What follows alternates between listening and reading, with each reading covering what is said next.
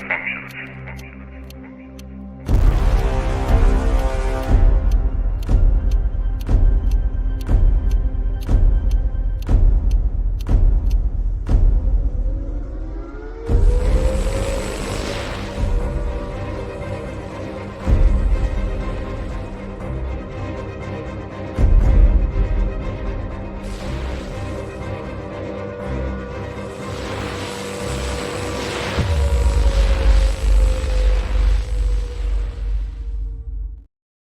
Good afternoon, you wild weirdos and weirdettes. It is Iron. That is Joe. Somewhere we have name tags. I don't know where they're at, but they show up every now and again magically. Periodically. Sometimes.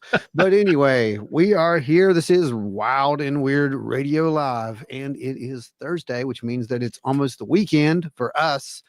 And the weekends are always good because, I don't know, we usually do things that are fun on the weekends, although my past few weekends have not been that fun, except for one. Chasing balls of light. But anyway, Joe, what's new? Because we have a massive show tonight, so let's get all these folks welcomed in. Yeah, we've got a huge show. We're oh man, we've got a lot of ground to cover. We've got a lot to go over. Horizons, and we've got the UAP conference stuff we got to cover. So let's just hit the ground running. Beth, how's it going, Beth? Miss Trackway, good to see you. Let's see. James Nelson's in the house. How you doing, everyone? James? Kenny Hess, how are you? Hello.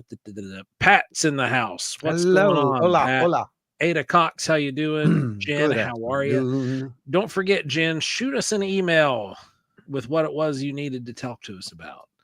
Then LR, how are you doing? Howdy. Lisa, what's going on? Hey, Danny, hope you start feeling better, brother. Then we've got Spooky Appalachia. How's it going, Jimothy? How are you? Welcome aboard. Then Larry Bear's in the house. What's going on, Larry? Terry McCullough, Gary Schuler. How's it going, man? Christy Strom. How are you? Christy. You are new here. Hello. Hope you're doing well, Chrissy. Thanks for joining us. Welcome and I hope aboard. You have a good time. We have got a lot of ground to cover, so buckle up.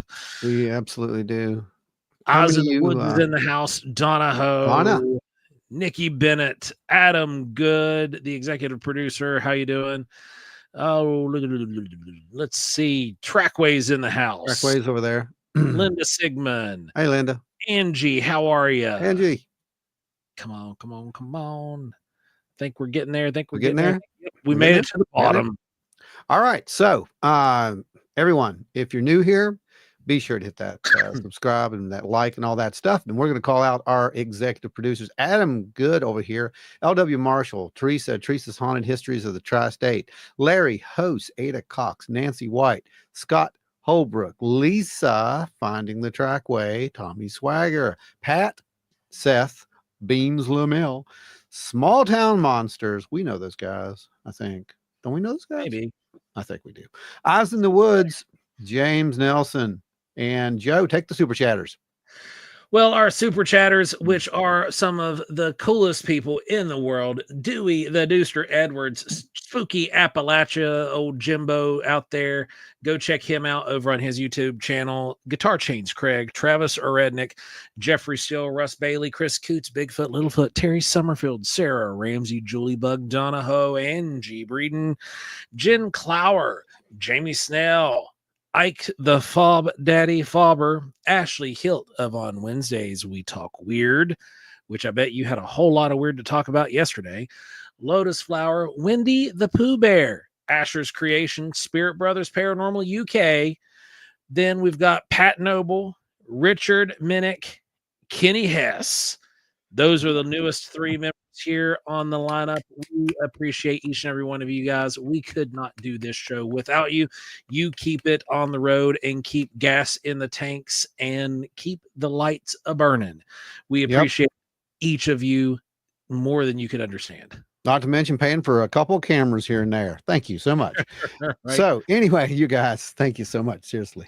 So for you who don't know, that those are our super chatters. We do not do what is it? Memberships, Patreons, anything like that. This is all funded by these amazing people. So anytime you buy a sticker, super chat, anything like that, that goes toward the funds and toward the research, et cetera, et cetera. Research and funds. All right, guys. So with that said, because we have so much to do and so much to say, wait, that's a song, isn't it? Yeah, that's Dave Matthews. I'm pretty sure I just quoted Dave Matthews. Stay I away didn't. from the copyrights. Yeah, I didn't mean to quote Dave Matthews, but anyway, Never so know. we're going to go over, if you guys didn't watch the UAP hearing. First of all, a very quick commentary before we get into this. There are so many people who said, oh, it was a big nothing. There was they didn't tell us anything we didn't already know. Yes, they absolutely told the right people. They told the media. They told the public who doesn't even understand what UAP means. Mm-hmm. They told them. That's what it was for. It wasn't for the people who already know what the terminology is. It's not the people, for those people. This is to open the door and get this to be taken more serious. Joe, what do you think? Okay, my biggest takeaway from yesterday, before we start going through the slides and all the stuff, biggest takeaway was that this hearing was not for the people who sat in their living rooms with all the lights off watching the X-Files from 1992 forward.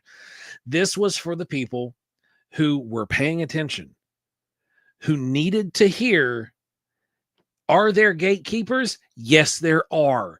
And are there people who are standing in between you and us into telling us what we need to hear? Yes, there are. Are there people who are willing to come after you and do you bodily harm for telling the things that you know? Yes, there are. And that is what needed to be heard. The entire 2 hours worth of the hearing yesterday could have been surmised into that little minute and a half snippet. And that could have done all of the good in the world that this hearing was meant to do. Yep. In my opinion. No, and I know right. there's a whole lot of people in the UFO community who are going to throw their shoes at me right now, but I don't care. Doesn't matter because we're not really a part of the UFO community. We stand over here on this side and we try to talk to everyone, anyone who will actually listen to us, by the way. So here's the deal. And we're going to go right into it right now. We're going to go with Lou pretty much said we have non-human biologics. That's exactly what Lou said. We are not alone in the cosmos. That is exactly what was said. And again, this was said in Congress. Okay. Under oath. By risk of perjury. Yes. That's not something you play with. Okay. Yeah. Not risk, but by Oh yeah.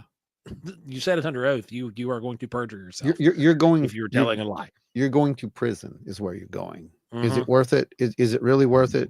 Is selling a book worth it? No, it's not. No.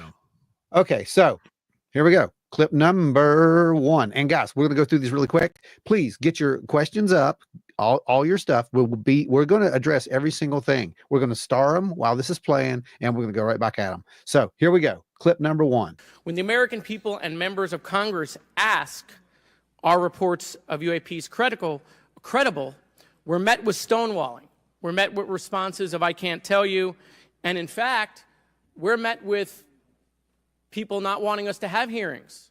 We're met with people not wanting us to ask you questions. In fact, many of us were told not to ask some of you certain questions on certain topics. Yeah, that's right. So that is important. And that's a good way to kick this whole thing off. And yeah, exactly. Right.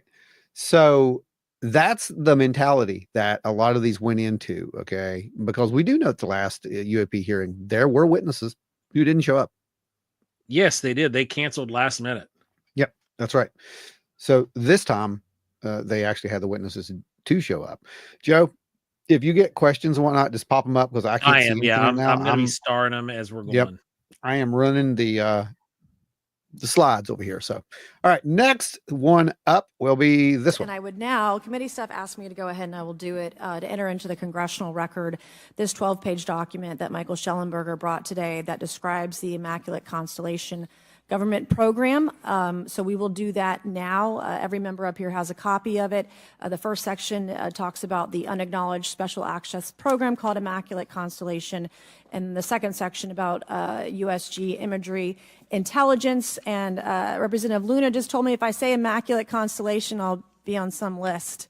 Maybe a FISA warrant. So come at me, bro, I guess. But without objection, entered in the record. Yeah, she said that. Just Come at me, bro. I just wanted to address the fact that yes, she did say that. They're not afraid. That's what it comes down No. to, and it looks like they're done with the intimidation, which has been taking place over all the years, and it's over. It's over. It's time to kick the door down and go in. We tried to do this the one way. Now we're going to try it this way. That's exactly what just happened. Yep. We haven't any questions before we move on to the clip. Not yet. Everybody's just giving their welcomes. All right, everybody, keep welcoming, and when you have a question or a comment, put it in. Oh, she was told by who? Rob Posey said told by who? That was Representative Luna, aka my wasn't Luna. distance crush. That wasn't Luna. No. She was told by Representative Luna. That yeah, Luna did say that. She added to a list. Yes, Luna did say that. That's right. Yes. Yes, Luna is very well versed in the whole lore of ufology at this point, and you're going to get to see that in a little bit if you didn't watch this. Okay, next clip. There we go. Over the last decade and a half, I learned that certain UAP programs were and are operating without any of these elements.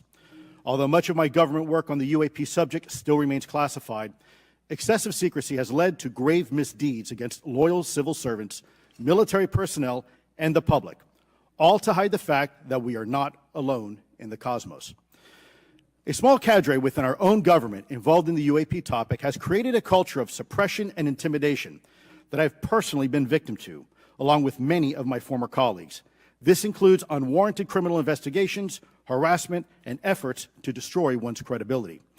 Most Americans would be shocked to learn that the Pentagon's very own Public Affairs Office openly employs a professional psychological operations officer as the singular point of contact for any UAP-related inquiries from citizens and the media. This is unacceptable. Many of my former colleagues and I have provided classified testimony to both the Department of Defense and the Intelligence Community Inspector General, and many of us have subsequently been targeted by this cabal with threats to our careers, our security clearances, and even our lives. This is not hyperbole, but a genuine fact, and this is wrong. Yes. Yes. Yes. Yes. That's exactly right. No, you're 100% right. And we were kind of joking about that while this was going on. It's like you literally just said that there is a literal interpretation of the smoking man 100% behind the scenes saying what you can and can't say. And that's exactly what we heard. And we actually saw the possible name of that person today. So this has already started to break open. It's already started to leak out. Well, we got asked, what about the giant spaceship heading towards Earth? We don't mention that's made turns, and NASA named it. James Webb Telescope has pictures. Yeah, we don't know. You know about as much as we do, man. Yeah. They didn't talk about it during the conference or a hearing at all. No, that is not even the NASA guy. No, that was pretty much brought up about a couple of weeks ago by a certain YouTuber out there, and as of right now, there's no proof of any of that Spookfest. Just to let you know, but it was run with, and it has made the rounds, and we actually talked about it. There was factually a target that did redirect and move. That was a thing, but we don't know what it looked like. We don't know. They put multiple stories together, is what it's come down to, and but there is something coming. You're absolutely right, Spookfest, and stay tuned, because if we're right, within the next couple of weeks, the announcement should be made. We're gonna see. We just Spooky Appalachia says, who canceled last minute? Anyone we don't know of? That was the last hearing, not this. That was the last hearing, the Spookfest. Everybody who showed up to this one was scheduled to be there because they didn't reveal their names till the day before. Yeah, exactly. Jen said, by coming to some of these shows, we're probably all on a list somewhere. Yes. Well, 100%. I mean, we go out and chase, non-human intelligence. I'm pretty sure we're probably on the list. The Fob Daddy is in the house. I'm sure they don't even care about us, to be honest, guys. There's bigger fish to fry, so to speak. Clip number 4. Said they have removed a photo from my device and said any further attempt to retrieve or share this media would result in severe consequences. Well, there you go. And UAP number 4. Here we go. Another incident, the crew of a Navy aircraft carrier watched a small orange-red sphere rapidly descend from a high altitude of 100 to 200 yards directly above the flight deck of the CVN, or aircraft carrier. And since my reporting on this immaculate constellation last month, another source came forward who told me that they saw a roughly 13-minute long, high-definition, full-color video of a white orb UAP coming out of the ocean approximately 20 miles off the coast of Kuwait. It was filmed from a helicopter. Then halfway through the video, the person said the orb is joined by another orb that briefly comes into the frame from the left before rapidly moving again out of the frame. The person discovered the video on SIPR, the Secure Internet Protocol Router Network, which the DoD uses to transmit classified information. The comments are gold. No, I see that. Orange orbs, Yeah, right. UAP that are being joined by other ones and then leaving. Where have I heard this? Where have I seen this? Well, You you haven't would know yet, the but you best will. case scenario is right here. You will. This is where we saw it You will with see our it own two soon. eyes. Yeah, you will see it soon. That's all I can say about that right now. And I'm not Well, the playing orange Lou. ball you can see right now. Well, the orange ball you can see now, but the other thing you can't. That'll be a while. And you know, I'm not playing Lou Elizondo here. It's just that we can't release it all at once. So, you know. Spookfest says MIB, come at me. That lady is awesome. Yes, she is. Let's see. Was that one? That was the fourth clip I just played, right? Number 4. Yeah. Yes, Julie Bug, real quick. I really think that if Congress knew about Number all this 5. from the beginning, we would not be getting the full disclosure push. I think Congress is ticked off because they were not They are. part of the disclosure. Oh, They are. 100%. That's all this is. Yes, you're 100% right. And that's I why want to know they're too. that's why they're all And ready this to. would have been all completely pushed under the rug Yep. 2-3 years ago had they said, well, we want to know. And then we're like, oh, okay, well, here's a security clearance. Sign this and say that, you know, we can come after you and all of your kids. Yep. And If blah, you blah, breach blah. it. Yeah, if you breach it. Go All for right, it. Kick it off. I am waiting for the next one to load, and we're going to kick it right off at that point. It has to be approved by the Dopster, I believe. Oh, No, I'm kidding. I it's don't know. being approved by Dopster. Here we go. Here we go. That being said, I want to be clear that I am speaking exclusively on my own behalf and not for Redwire, NASA, or any other organization. However, I am here today to speak out for science. Science requires data, which should be collected without bias or prejudice. Yet, whenever the topic of UAP arises, those who wish to explore the phenomena are often confronted with resistance and ridicule. For example, members of the NASA UAP Independent Study Team, particularly those in academia, were mocked and even threatened for simply having the temerity to engage in the study of UAP. Our best tool for unlocking the mystery of UAP is science, but we cannot conduct a proper inquiry if the stigma is so overwhelming that just daring to be part of a NASA research team elicits such a vitriolic response. Coming from the guy who was speaking for the organization that held a conference last year that literally giggled and chuckled every time the word UFO was brought up, made little, you know, comments about, green aliens. They didn't take it serious. And now Did you see that guy throwing up the heart signs behind the guy with I've his seen hands? that. He was doing this. Yeah.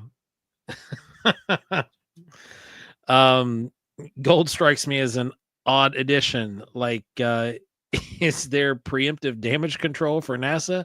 We need money for rockets. Yeah, that's exactly what that was, guys. It did really feel that way, didn't it, Joe? Yeah, that's what that was. That's exactly what that was. And Danny, yes, that is exactly what Ron said yesterday. Where is Mr. Bond? Yeah, I know. Doesn't it make you feel that way? Like, for real? All right, here we go. Uploading another one.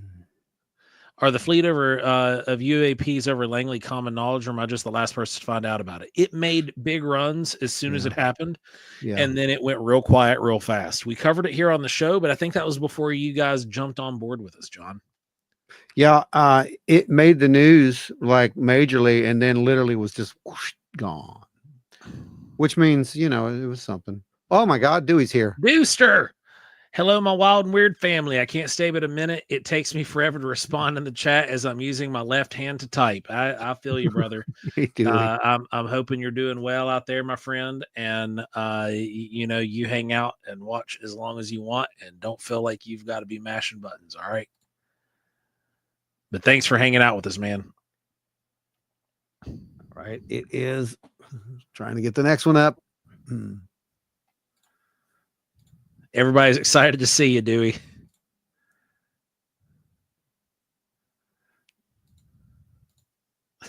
I think there was only about 20 people that were more excited to see you than there were me. That was awesome. That was awesome. Oh, Okay, it's processing. They're screening it. Beats is in the house. What's going on, Beats? Welcome, Beats. We're processing over here. Hellbent says, what do you guys think about the Corbell drama with the Immaculate Constellation documents? Yeah. I mean, as far as it goes at this point, I don't know who to trust, Joe, if that makes sense. I'm just kind of watching the data and kind of processing it with what it actually says. Is this thing real? That's the big question. If it is real, then we've got something serious here, right? Because you are literally talking about not only a documentation program where it's literally saying we've got potentially thousands of high resolution images, et cetera, but it also alludes to a crash retrieval program and those biological effects, everything that we've said over the years. Yeah. And I'm always saying this, but this is what I'm thinking, Joe. I need more data. I need someone's going to have to come forward, okay, and be like, and prop it up. I'm the one who did this. I'm the one who said this, and I get why they're not wanting to. I totally understand. Oh yeah, but we've got to get to the point to where it's okay for these people to come forward and say that stuff legally. And until we do, it's just going to be what you said. It's going to be a big drama. It's going to be a big he said, she said, and no, they didn't. Ripping the community apart, which is what the UFO community does best. Remember Corbell's documentary Immaculate Deception? Oddly similar. Okay, here we go with clip number. I don't know which one it is, but here's another clip. I want to just start by just asking everyone on the panel or witnesses, and I had a chance to read all the testimony before, but just to set the agenda, just if we can go down real briefly, do you believe, just for the record, that the federal government, any part of the federal government, is knowingly concealing evidence about UAPs from the public? Yes, sir. 100%. Yes. Yes. Thank you. I also want to just go down the line. I know many of you have already said this, but I just, for the record again, just briefly, what do you believe UAPs could be or are? Strong evidence that they are non-human, higher intelligence. I echo my colleague's comment, sir. Genuinely do not know. Don't know, but we must find out. Those first two said it all. Yeah. As far as I'm concerned. Oh, yeah. And again, this is a historic moment, guys, because did you really ever think that you would hear that in Congress? No. That's big. Now Joe brings up and says it's the only time Gold didn't sound like a car salesman. Yes. Now, one thing to keep in mind when it comes to Gold is that his job is PR. Yes. He is a PR guy, so he might as well be a radio man or a TV guy.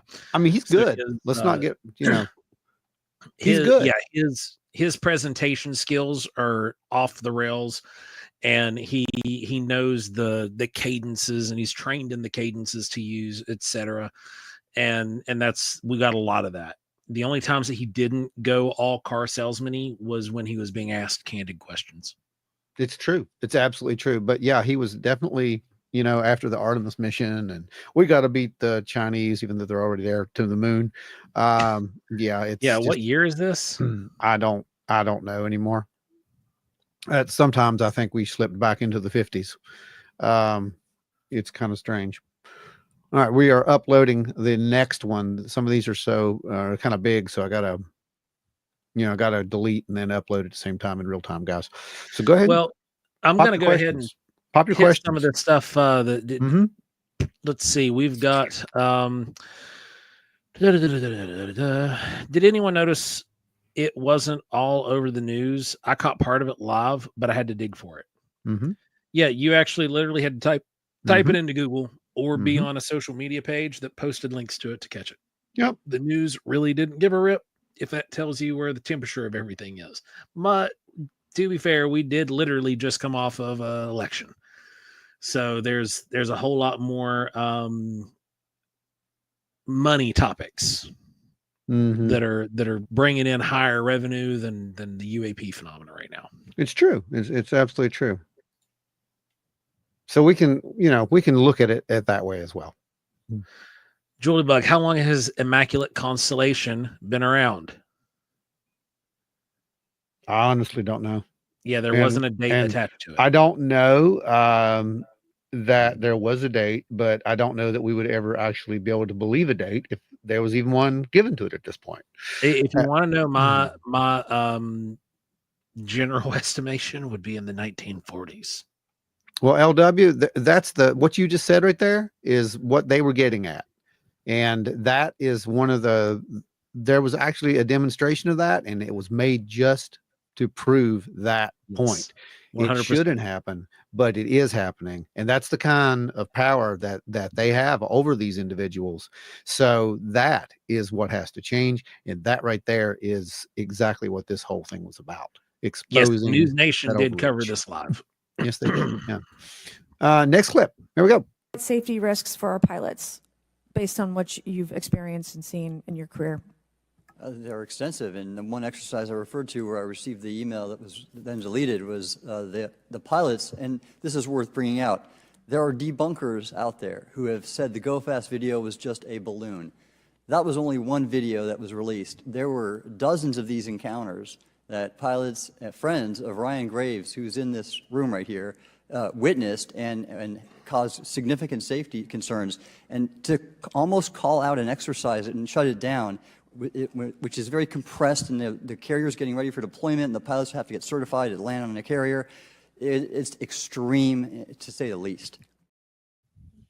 So there you go, all you folks who have been thinking that was all, not real and so forth and so on. He literally just said that there were hundreds of these things. We heard that again. We've also got a breadcrumb now saying that these hundreds were probably recorded. They were probably videoed. We know that they sent those Snoopy teams, remember those, out there to take the photos. Now we know where the photos went. There you go. See how all this is nonlinear and it all starts to make sense if you look at it. Go ahead. So Joe said it's not in the news because unfortunately the general public is getting fatigued by hints. It's a sad truth, but we need some meat on the bone soon to keep up the momentum. I agree. And it's going to be something very interesting. It's a complex and nuanced subject, but we need a banger to get John Q. Public motivated. Honestly, to get John Q. Public motivated, it's going to have to be on TikTok. It's going to have to be on somebody's reels where somebody sees this thing landing in their yard. And that's what's going to come. In my opinion, that's exactly what's going to come. Now, we have a convenient tool at our disposal for those who do want to debunk this stuff. And all we have to do is say it's AI. Right. So, I don't believe in coincidences. The president-elect is sitting president has televised face-to-face meeting the exact same time of the hearing that dominated the headlines. Oh, it 100% did. That's where most of the people that were on the committee were at during this hearing. If you noticed, so many of those chairs that have been full previously were empty. Yeah. Pat says it's eerily like the 1950s out there. Yeah. No, it really is. I think we hit 1952 about what do you think, a month ago, right, Joe? Yeah. It states one of the reasons why my predecessor program, OSAP, was trying to collect material of unknown origin. Was it successfully collected? It was not. What happened is that there was an aerospace contract company that requested to divest itself of the material that was collected in the 1950s. Unfortunately, that didn't actually occur. So let's dive into that. That's the Bigelow Airspace, correct? So Yes, sir. There was a journalist, Christopher Sharp, who said that there was a transfer between Lockheed Martin, Bigelow Aerospace, and the CIA allegedly blocked this. Can you describe that? What I can say is that it was blocked. Why it was blocked, I can only surmise. I was part of some conversations later on with some of those contract personnel where they had told all of us that is accurate. What we required was a memo from the Secretary of the Air Force in order to make that complete, and that never occurred. And so when Secretary Mattis became Secretary of Defense, I decided it would be appropriate for me to try to receive a memo from him as SecDef, as Secretary of Defense, if we could not get a memo from the Secretary of the Air Force to transfer that material. So if that material exists today, who's in possession?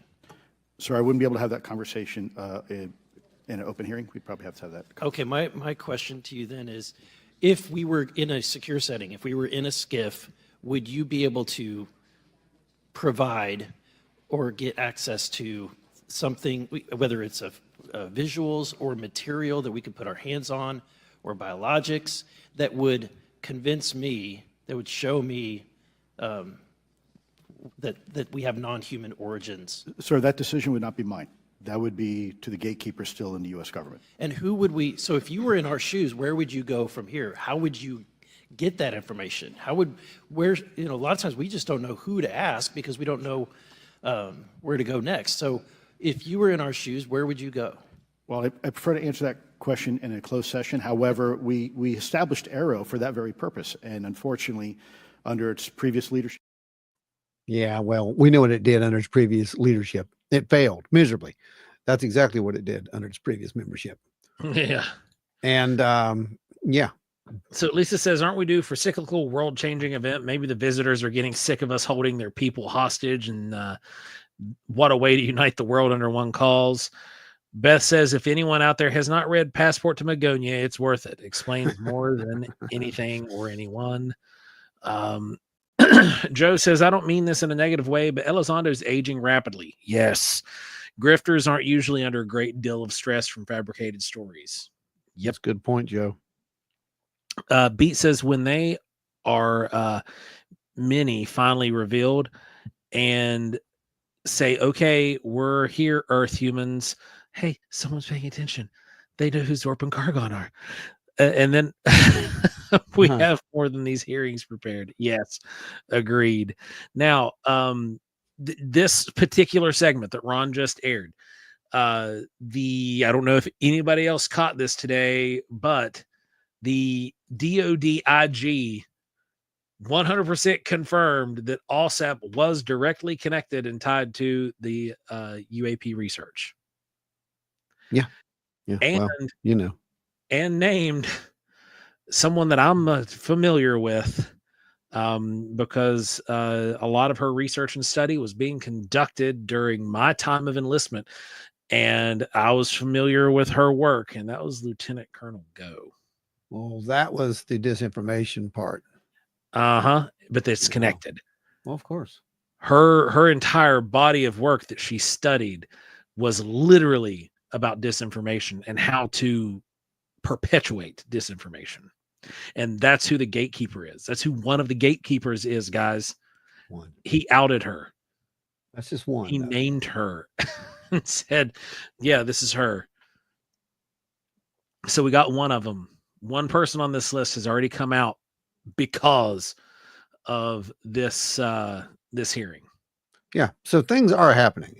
So just be patient is all I'm going to claim, try to tell people. Just be patient. In the discussions, it's simply about material, or is there discussion about it was previously testified that there was biologics that were collected. Are you aware of any of that? I am, sir, aware of the reporting that biologics have been recovered. Again, my focus was more nuts and bolts, looking at the physical aspects of these phenomenon, how they interacted around military equities and nuclear equities. So I'm certainly not a medical expert. I would not be able to probably provide you a whole lot of value in that simply because I don't have the expertise. But was anything described as that we have possession of bodies? Yes. Yes. We have is it multiple types of creatures, or? Sir, I couldn't answer that. I can tell you anecdotally that it was discussed quite a bit when I was at the Pentagon. The problem is the supposed collection of these biological samples occurred before my time, in fact, before I was even born. Before he was even born.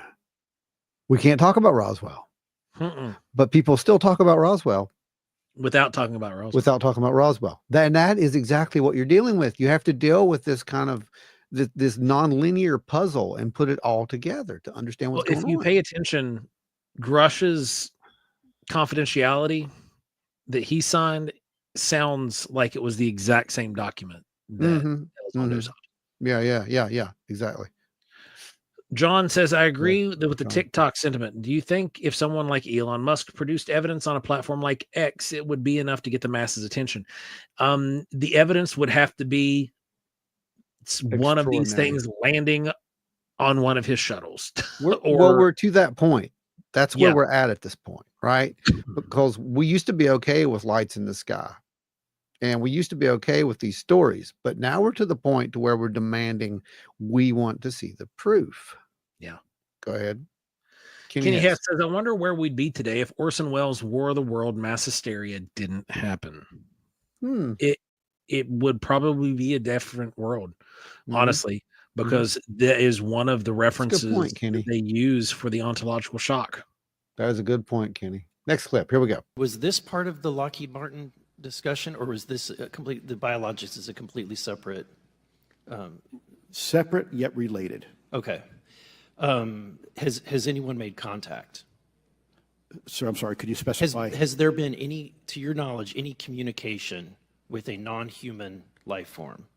So the term communication is a bit of a trick word because there's verbal communication like we're having now. The problem is you also have nonverbal communication. And so I would say definitively yes, but from a nonverbal meaning, when a Russian reconnaissance aircraft comes into U.S. airspace, we scramble two F-22s, and we are certainly communicating intent and capability. I think the same goes with this. We have these things that are being observed over controlled U.S. airspace.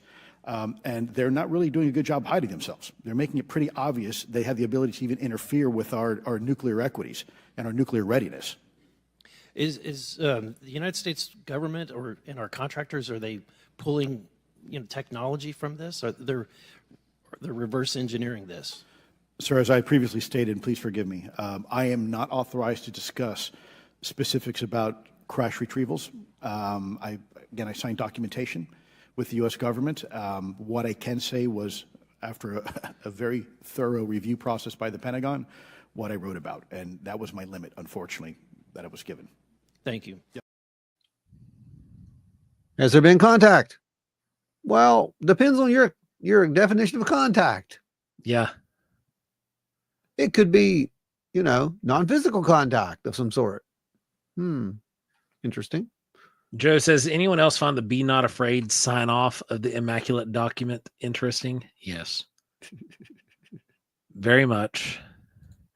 Pat says, I'm getting real tired of living through unprecedented world shaking events. I really do have, I know that there's some people who think that, that's a play on words and blah, blah, blah, or, that this is something, that whole Immaculate Constellation, that it's some smear. It's not.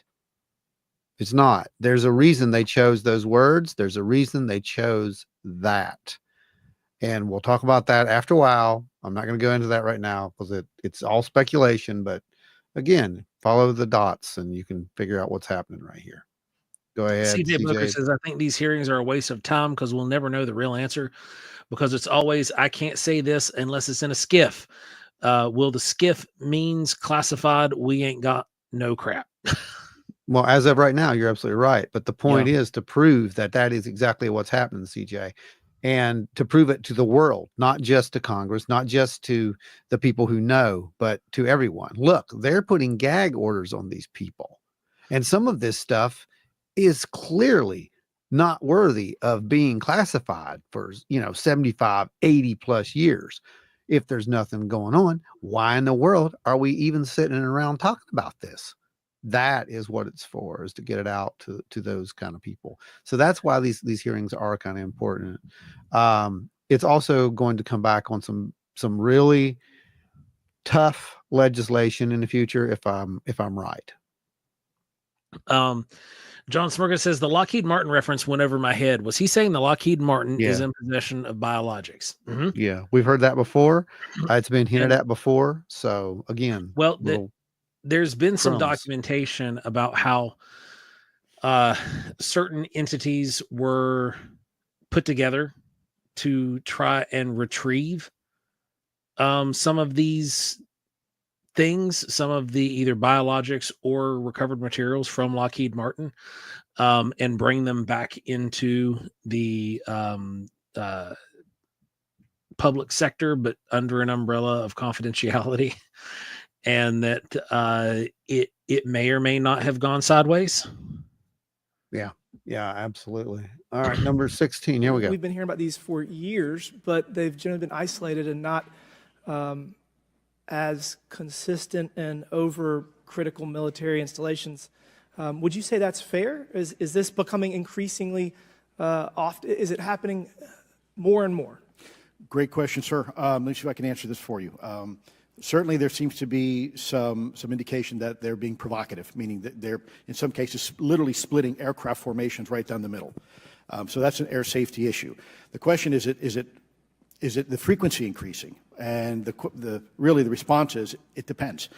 Yes, it's possible that there is an increase in frequency, but it's also possible that there's heightened awareness now, and there's also more pervasiveness of technology out there that's collecting this information and that can record this information. So we're not quite sure yet if it's actually an increase in numbers of these events, or is it that we have better equipment now that to record these things, and we have a better ability, if you will, to analyze these things. And that's my next question.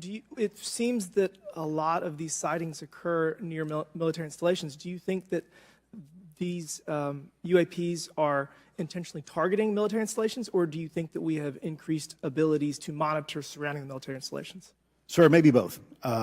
Part of my concern is we have something in the Department of Defense and the intelligence community called IPB, Initial Preparations of the Battle Space. And we use equities like ISR, intelligence, surveillance, and reconnaissance, or other type of equities and technologies to prep the battle space. And certainly, if I was wearing my national security hat, even if there was a 2% chance that there was some sort of hostile intent here, that's 2% higher than we really can accept. And so we must figure out, there's a calculus, capabilities versus intent, in order to identify if something is a national security threat. We've seen some of the capabilities, yet we have no idea in the intent. And so this is why this discussion is somewhat, I think, problematic from a governmental perspective, because we have no idea.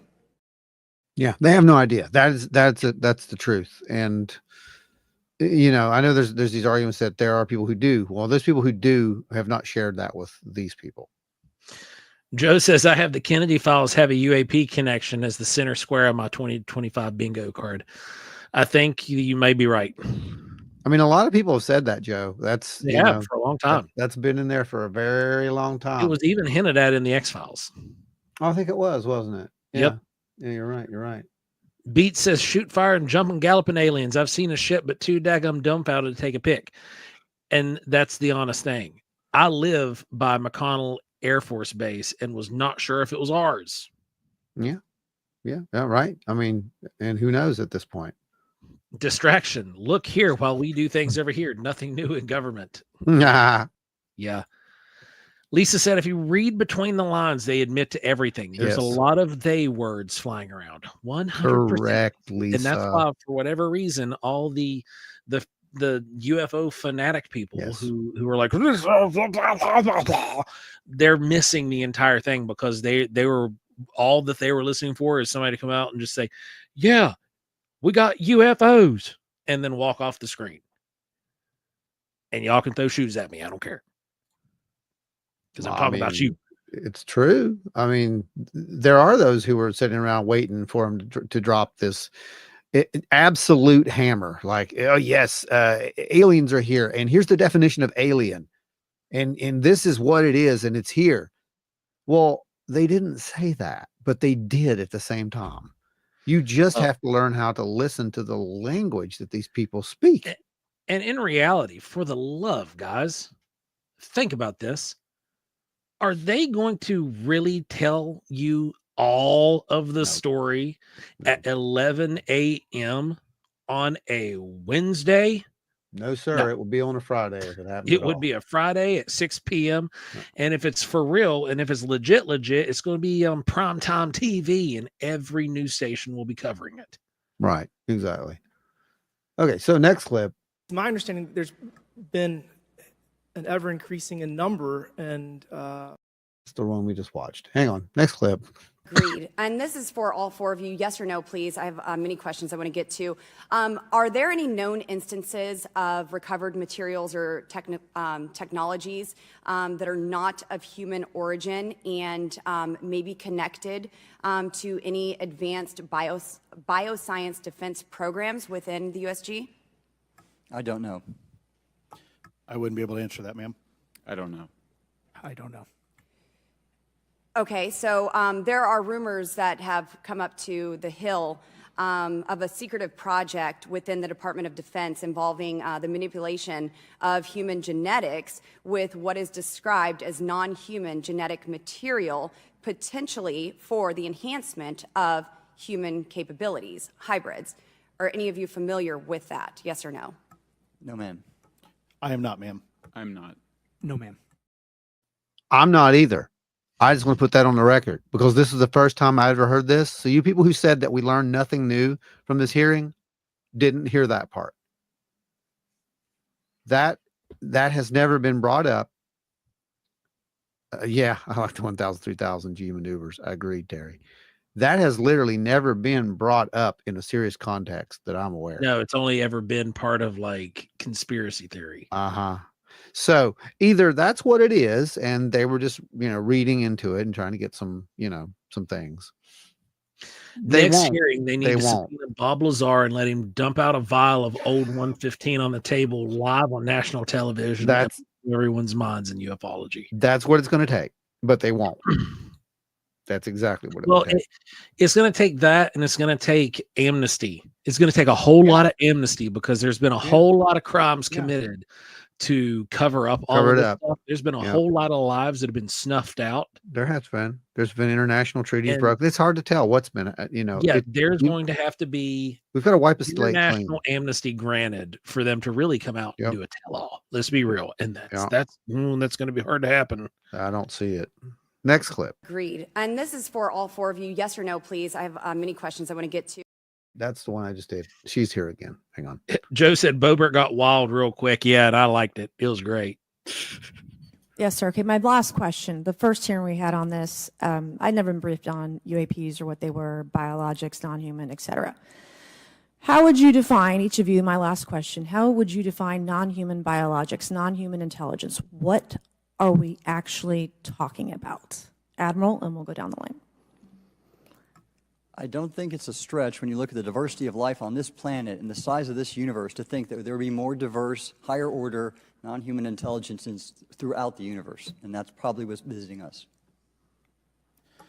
I would take the scientific approach. The definition would be the ability to react to a stimulus in a manner that requires an intellectual thought process. I just don't know. I think we must be modest in our assumptions that we're looking for intelligence. That could be biological. It might not. Non-biological, but what non-biological intelligence, what does that mean though? Artificial intelligence, ML, machines. We assume that all intelligence would be like us. And every time we look out in the universe, we are humbled relative to what we don't know in terms of the forms of intelligence and what it may take. I can assure you I probably can't ask you your question, but I think the ultimate answer is going to surprise us all. He's 100% right, by the way, and his delivery is right out of a sci-fi movie. 100%. But he's 100% right, and we've talked about this before. And one thing I want to point out is from one end of the table to the other, there are different aspects of this phenomena being mentioned, from biological non-human intelligence all the way to NL, non-living, NHI, AI. Robots. That's what, when he says NL, that's what NL means, is non-living. These are machines. These are, that's one of the thoughts. It's one of the theories, right? That this is some kind of a, well, I mean, our AI is pretty much going to be a non-human intelligence soon. So could we just be repeating a big circle? We'll talk about that later in speculation time, but let's get through these clips as fast as we possibly can. Bogart is at home right now watching the The original original series and loading her pew-pews. That's so true. Mousy. Out of breath because I sprinted to get here. But this is an important hearing. I think we all know that there's something going on. Mr. Elizondo, based on your knowledge of UAP sightings, do you believe it's fair to say that they are especially common near nuclear sites? Yes, sir. Mr. Congressman, I absolutely am convinced of that, as are my colleagues inside the government. And the reason why I pose that question, and this has been one of my talking points from the beginning, is, Oak Ridge is in Tennessee. The so-called weather balloon that drifted, that we now know was controlled, it passed near Oak Ridge. It obviously is a sensitive site, both of interest to our adversaries and to whatever else this is. Because we know that at military installations, at sensitive locations, such as nuclear facilities, that we're seeing this take place. So the question is what is it? Do you believe they've caused an irregular activity, and why might they be interested in those sites? Sir, in some cases, it's actually regular activity. You'd be surprised. There's actually documentation right now that's been submitted. It's not just Oak Ridge. It's Savannah River site, SRS. It's also Los Alamos. A lot of our sensitive R&D locations appear to be under some sort of surveillance and monitoring. Why? Well, because a lot of innovation comes out of those areas, a lot of new technologies, a lot of, if you will, disruptive technologies that we use for our national defense originates out of those locations, and advanced concepts in physics as well. So if I was doing any type of reconnaissance, even on a foreign adversary, that's a great target to start with. He's saying that that's where they make the weapons that bring down the ships in the way that can say that. Yeah. And we've heard this. That's not a joke. And by the way, you think I'm joking? I'm not joking. Can you see this? Can you see that headline right there?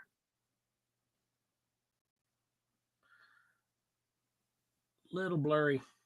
All right, I'll read it for you. It says, and he's not, but it says, alien expert warns of potential harm to extraterrestrials from U.S. attacking UFOs with advanced technology. Well, where do you think we got the technology? And if we're stupid enough to do that, by the way, I'm just saying, play stupid games, win amazing prizes.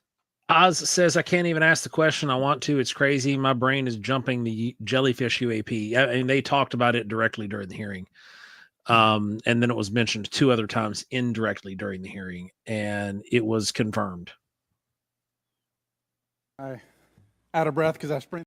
Well, that's the wrong one. I was going to load this next one up. We only got a couple The more. reason why non-human artificial intelligence hasn't made contact is because it's waiting for human origin artificial intelligence to fully emerge. Just food for thought. It could be. Yeah, But exactly. what if human origin artificial intelligence isn't really human origin artificial intelligence, and it's just a damaged AI that landed here that we rebuilt, restructured, and poked and prodded around to make it do what we wanted it to do, and then it starts talking to its mother world.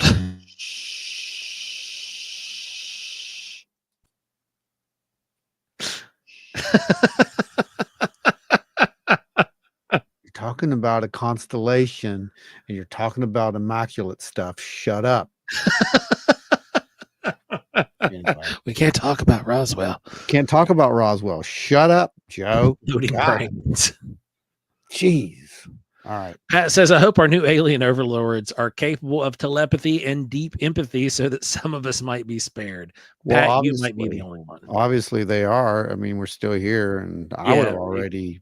We haven't been vaporized. Yeah, I mean, come on. Next frame, and we're getting ready to close this up, and then we're going to move on to our sighting, and we're going to talk about a little bit about that, and we're going to move on to Paranormal Horizons and go in depth on that. So stay tuned, guys. Here we go. My concern, whether this technology emanates from us or otherworldly, that we know that we possess it. And where's the accountability? Where are the stopgaps? What are the guarantees that if this were to fall in enemy hands, that it isn't immediately weaponized against us? And I'll say this, it is clear from my experience and what I've seen that there is something out there. The question is it ours? Is it someone else's? Or is it otherworldly? And Madam Chairman, I would posit that as the legislative body, as the regulatory body, we must know. And anyone who prevents us from gaining access to that information, I would consider that criminality. Because we have U.S. personnel who may very well be in harm's way. We have technology that ultimately may threaten our very existence. With that, Madam Chairman, I thank you for your indulgence, and I yield back.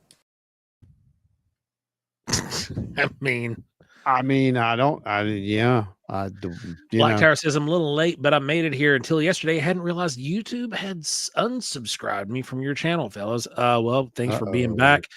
And by the way, everybody who is a subscriber and you have your notifications on, if you're not seeing our notifications periodically, just give us a friendly check-in and see if you have been unsubscribed. Yeah. We would appreciate that. Algorithms do weird things. Also, any of you guys who are hanging out there in viewer land who haven't liked the video or subscribed, go ahead and go do so. We'd really appreciate it. Thanks. Yep, sure would. Okay. Carrying on. So here's the thing. There was another clip. I don't know which one it was, but I'm not going to show it. But in which one of these guys actually said that we need to give local law enforcement more power to deal with these NHI. What? I just want to ask the question that everyone had to be, asking at the exact same time. What? I mean, we don't want a bunch of Barney Fifes running around firing at these things. Okay. That's the last thing you possibly could want. All right. That's not going to get us anywhere. That's a fact. Okay. I can see that happening out in the middle of, some road here in West Virginia, to be honest with you. I mean, I could totally see that, officer responds. No, we don't want that, guys. This is not, they played up the threat stuff. I mean, you know how they did that. Well, as I do. Oh yeah. That's funding. That's all that is. That's funding. Don't get scared. Don't let them scare you. Here's the fact. If those things, whatever these are, if they wanted us gone, we'll be gone. The only threat that I see is a potential one. And that's if they know something else is coming. Yes. Now, if that's the case, we might be in trouble. And that might also be why we're just now starting to talk about these other non-human intelligences, because they might have what we need to defend ourselves from that. I know it's science fiction and speculation, but that's exactly what it is. But we have to think that way. John says, I think the reason he made that statement is because he was a former sheriff in Louisiana. Oh, thanks, John. That makes a lot more sense. That does make it a whole lot more clear. And that right there, my friends, is why we have this channel. That's why we 100%. Invite you people to speak up and being part of the conversation is a game changer. That literally makes a lot more sense, because that and the hybrid thing were the only thing I didn't understand during the whole. Well, I take that back. There was the one guy that just couldn't. I couldn't. We got them the UFO. Understand. You know what the thing is? Can you tell me who you were talking? You might as well have been chewing on your microphone. I don't know what he was talking about. I don't know if anyone. I don't think he did either.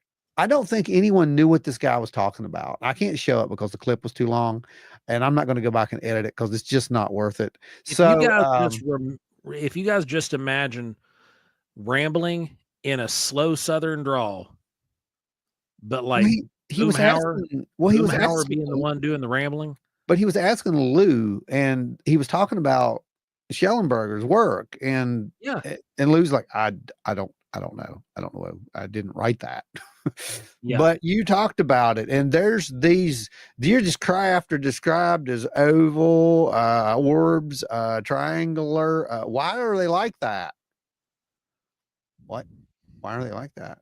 I mean, I understood in the end, I understood what he's trying to get at. He was trying to get at, are we dealing with multiple, I guess, species or whatever. But he should have just said that. There wasn't any need to go through it that way. It was just very strange, and it was kind of weird. Matt Carter says, I wonder if Lou will get in trouble for saying we have crash retrievals since he is under NDA. No, he's okay. He actually wrote about that in his book, and it went through the all of the clearances and got cleared by the Pentagon. Yeah. And so he said what he was able to say, and then also just referenced people to go read the book, so that way to kind of spare and save time. Yeah, he did. So he's okay with that. I don't see an issue. Now, Well, looky who showed up. Wow, look here. I think they're in communication frequently, but often it's overlooked because of the telepathic nature of it. Okay, you just said what Lou said. Contact. Yeah.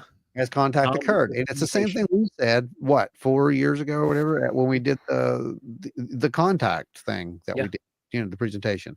Has contact been made? Yes, but I don't think it was physical at first. I think it was something that we stumbled into, and I think it had to deal with consciousness. And LR said the guy sounded like the guy in the Water Boy. He really did. Yeah. He really I mean, I'm not making fun of this dude, but I'm just saying it was really weird, and I don't know why I am making fun of the dude. I know you because are, I've heard him speak clearly before. Okay, I've heard him actually speak coherently. He got off on a rabbit trail in his brain and didn't know where it was going to land because he was trying to trip them up, and openly admitted to it. He did say he was trying to trip him up to get him to reveal his sources. Yeah, but he couldn't do it because he wasn't able to frame it coherently. Right. It just came out. Well, I don't think you're going to frame it coherently. It doesn't matter how you frame it when Schellenberger literally says straight out, I will go to prison to protect my sources, and you can come to me. That's pretty bold, man. I mean, that's saying a lot, you know? Larry, that's right. Home is where you make it.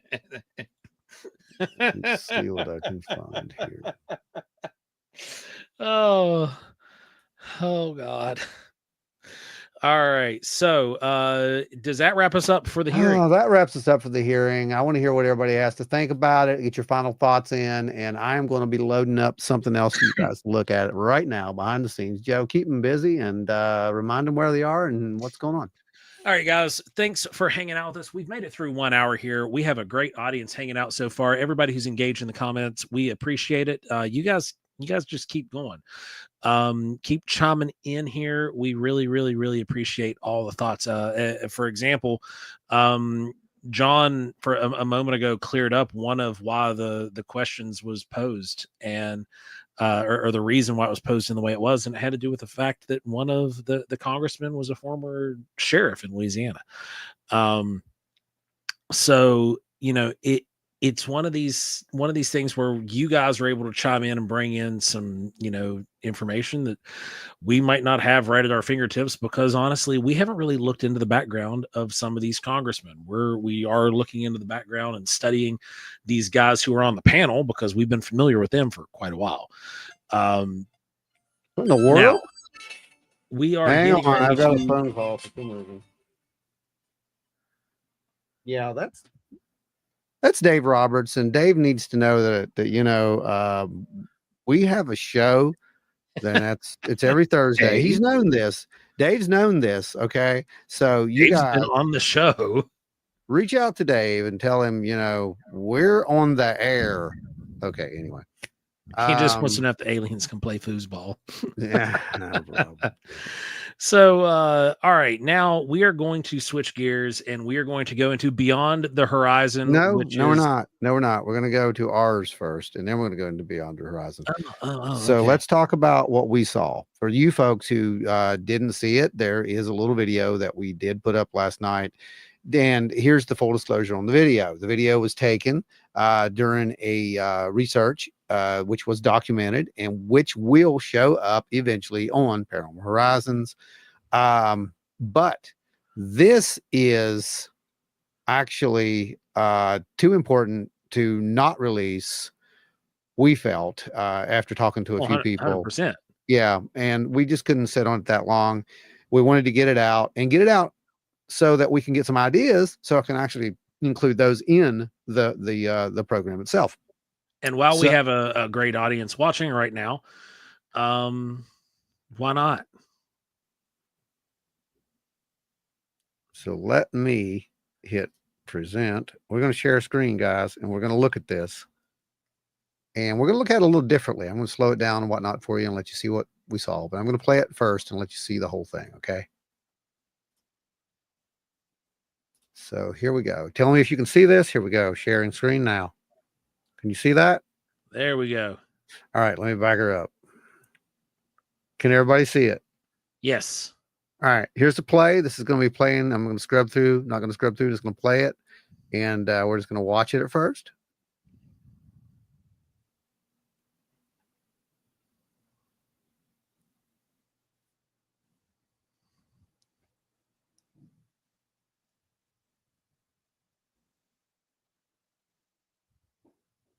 So right there's a little satellite. You can see that little thing moving up there. And then this thing comes into frame. And it comes right over top of us. This is right over top of our base right now, looking straight up, turns around, zips back out, and in a purple flash, it's, Starship Enterprise gone. I'm going to back it up. See if I can slow it down for you so you can watch this thing. Come in. Let me slow it down. And here we go. So we're watching. And what we're doing here is we're scanning the skies because we're looking for actually any kind of, we were getting some thermal targets at first. And then and that's what we're doing, trying to rule out an airplane and whatnot. And that's literally what I was doing when I saw this thing pop up. I'm like, well, that's a plane. That's not a plane, And this thing shows up. Now, Ron starts calling out the object. I start trying to get a bead on it on a thermal. Not happening. We try to get a bead on it using a second generation night vision camera and can't get a bead on it either. It only shows up on a third generation Psionics full color night vision camera. Yeah. And when it leaves, watch this when it leaves. This is the most impressive. I'm going to slow it down just a little bit more because it gets really fast at this point. You're going to see a blue purple flash, and then you're just going to see it go. Here we go. Watch. Two, right there. Gone. Terry says, I wonder how many G's your catch was pulling. I'd say it was like relatively okay until that point. That point right there. At that point, it just goes from like 0 to a billion. Yeah, it's gone at that point. So yeah, wanted to bring that up and just let you guys see that in full. There it is. It's right here in the center of the screen. If you can't see it, you can't miss it. I mean, it's right there. And that is that's something. I just don't know what it is. And we've like I said, we've asked people at this point to chime in on it. We've got some good Joe actually gave us Joe Doyle over there at Hellbent Holler actually gave us some really good data on the specs behind the limits of second gen and the power of third gen. And that's all included in the actual report. It's over there right now on our YouTube. And Stan Gordon, of course, did commentary with it. He got to see it. He's the one who convinced us we needed to go ahead and release it ASAP. And he shared it out today as well. So far, we haven't got any useful data, honestly, other than what Joe provided. We've got people telling us, it's a bat or it's a drone. I've passed it off at this point as well. To some other folks. I was in the woods. Holy crap. Oh, thanks, Oz. Bless you. Thank you, Oz. Multiple blessings. Multiple.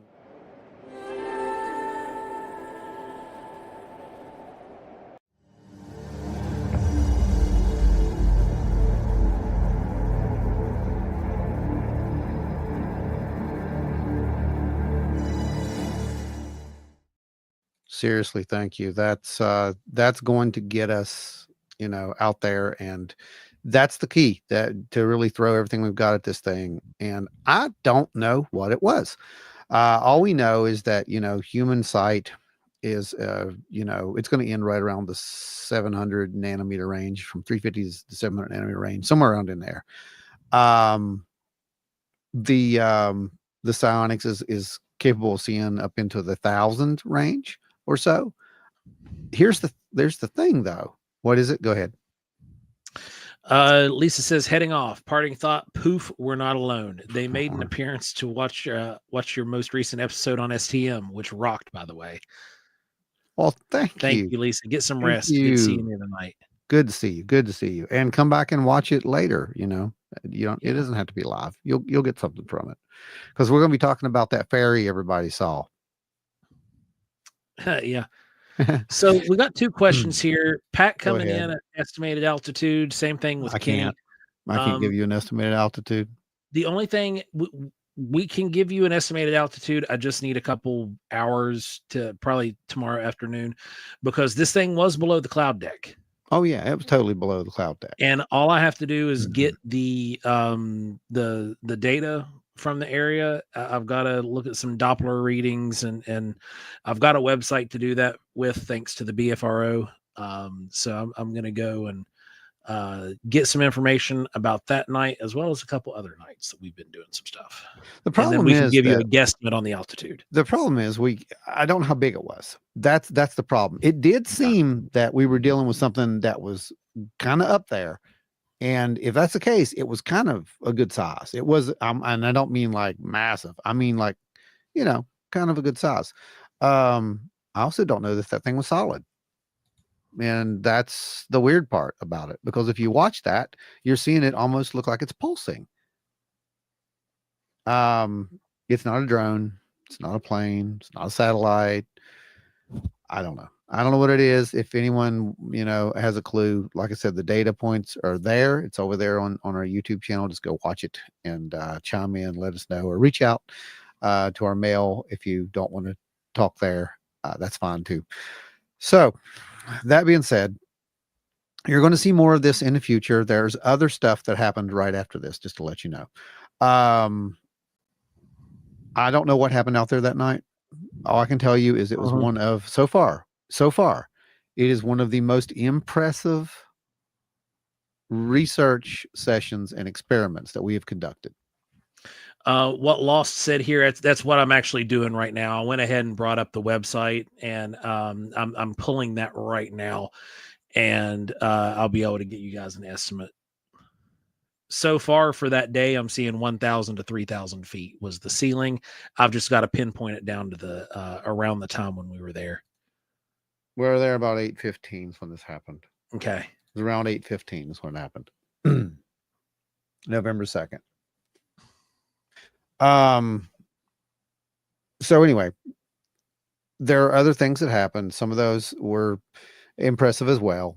And again, we're dealing with things that are not always visible. That's what I wanted to get at. That's the only real reason that I thought it was important for us to put this out here.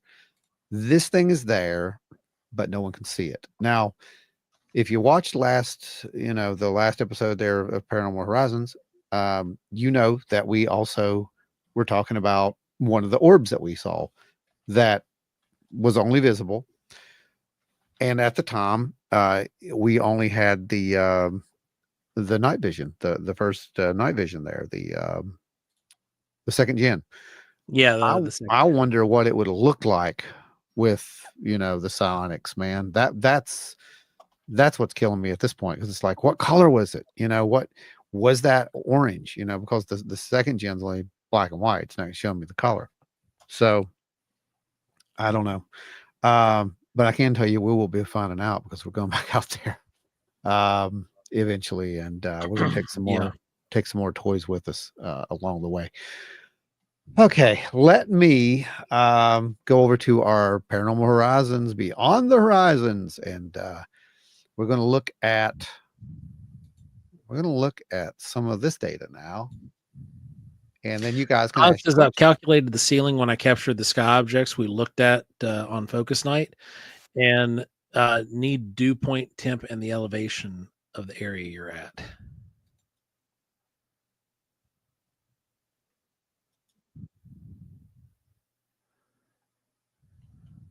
Let me see if I can get that for you.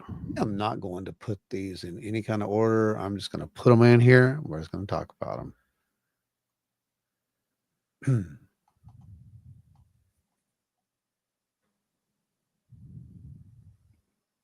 Okay, there's that one.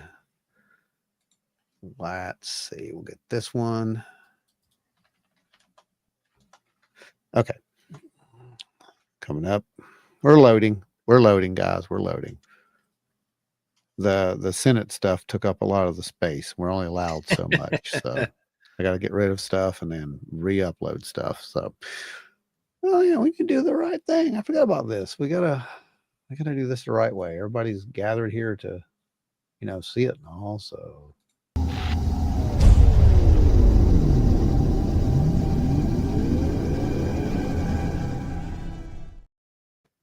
There we go.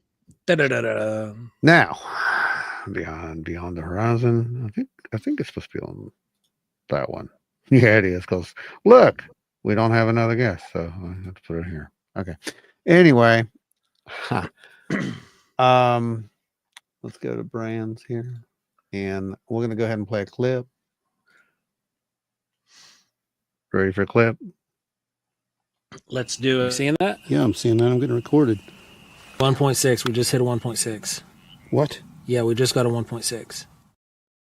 Now everybody's always, you know, asking us about that because it is a thing, and yeah, we did get it. We had someone who actually chimed in over on the STM page and told us, you know, they were an amateur radio person and we were wasting our time, but they didn't elaborate, so it really wasn't very helpful. If you guys have any clues as to anything that's happening out there and it's legitimate scientific data that we can look into, by all means share it. If not, it's really not, this isn't a game of I know more than you. That's not what this is, and it never has been. This is data, and we're showing you data, and if you know what it means, we may not. So could help.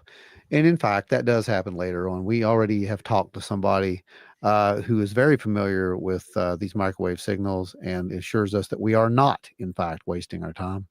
And you'll see that in a future episode. So just hang tight. It's coming. You know, we try to vet this stuff and get it validated by other people. So let's look at the next clip. So we just took the computer down. Yeah, as soon as we took the computer down, all the stuff started. And I told you, it wasn't, we got it on camera. Yeah. The spectrum analyzer was not doing anything. Right. But what was Ron saying? He But said now we're shows the at sign. 0.5. He asked for it, remember? 0.13. 0. Yeah, see, that was before I showed you the clips backwards. What had happened is we had set everything up. We were doing our baselines, and we were actually conducting an experiment, trying to get this thing to respond to us because we've had it respond to us before based upon questions and whatnot. Nothing at all. The spectrum analyzer was completely quiet. Everything was as quiet could be. And I was like, well, let's just take it down.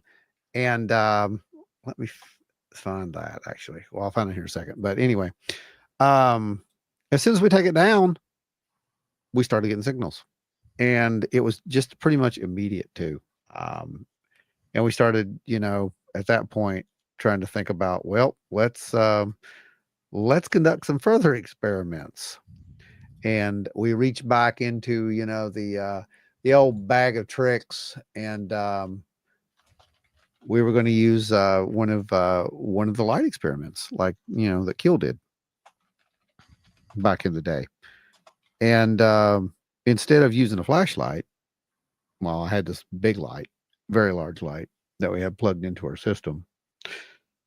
And hang on a sec, it's loading up. I'll let you see what happened there.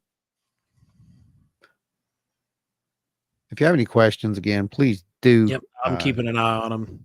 Post them up at this point.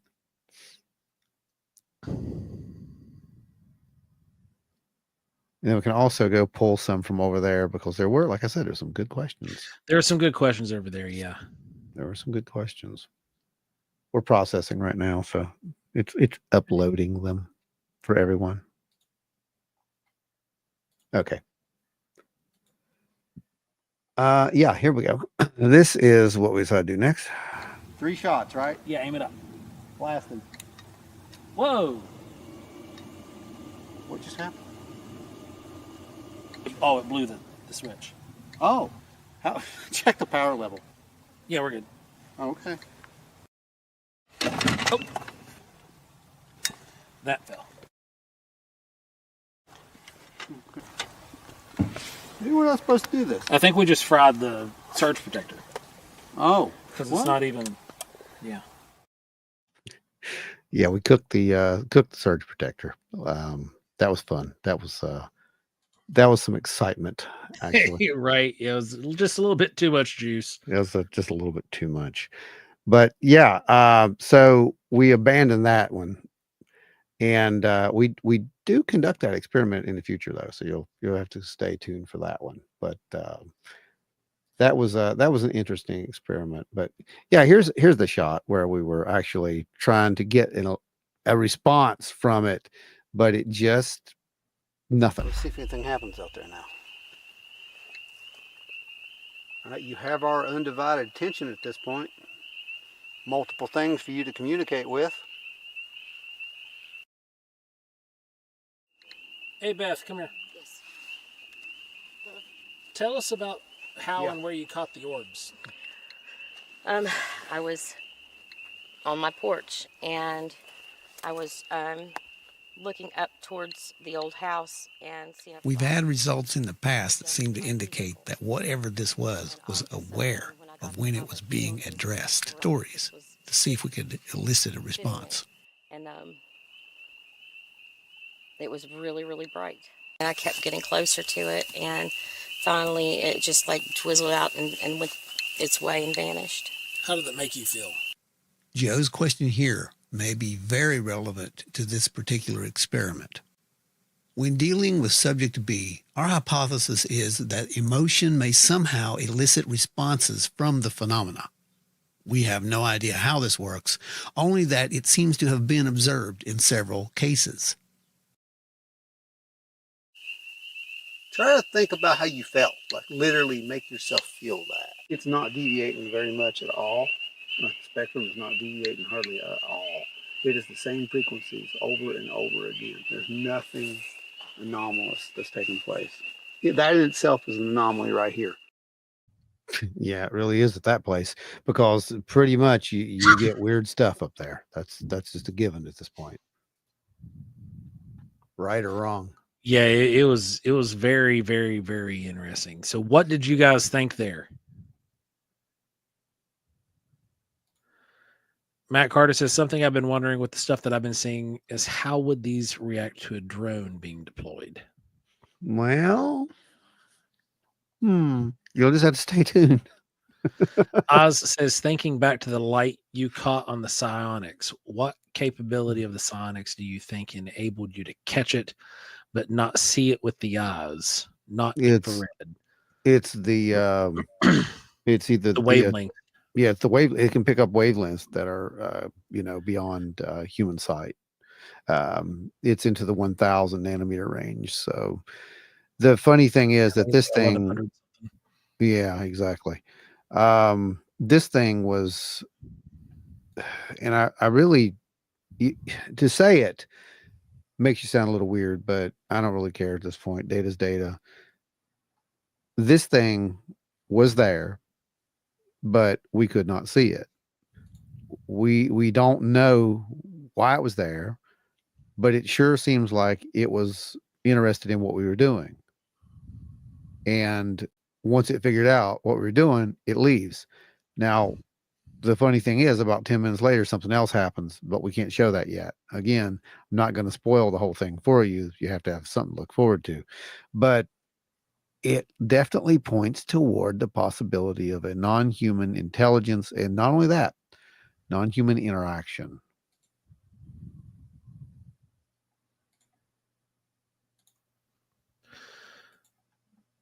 So, Beth, We could definitely see the signal pulsing, but then something really strange took place.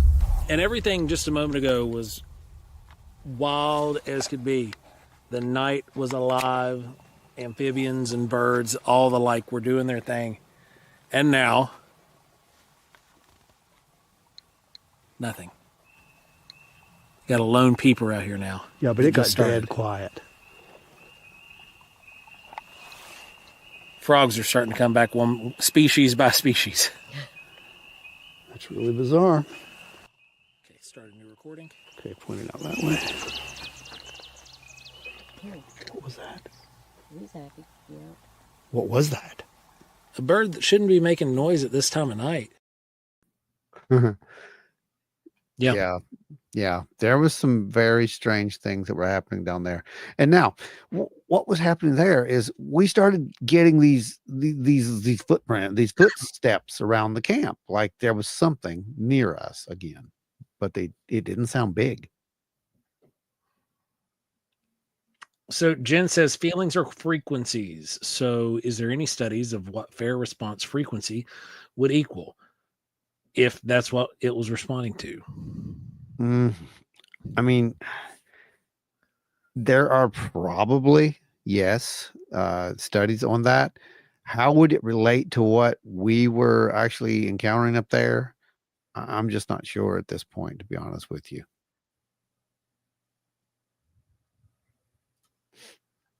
Let's see. There's a signal drop. We saw that. Let's find the eyes, because someone had asked about this and they kept saying they saw eyes, they saw eyes, they saw eyes behind us, right?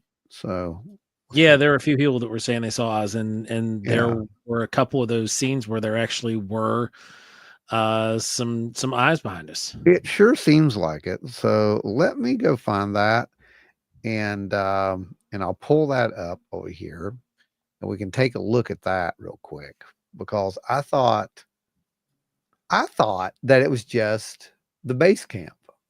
And in one case, it is just base camp. It's Yes. completely base camp. But if you look, you'll see what I'm talking about here in a second. Let me find it for us. Here we go. Radio. Yeah, right there.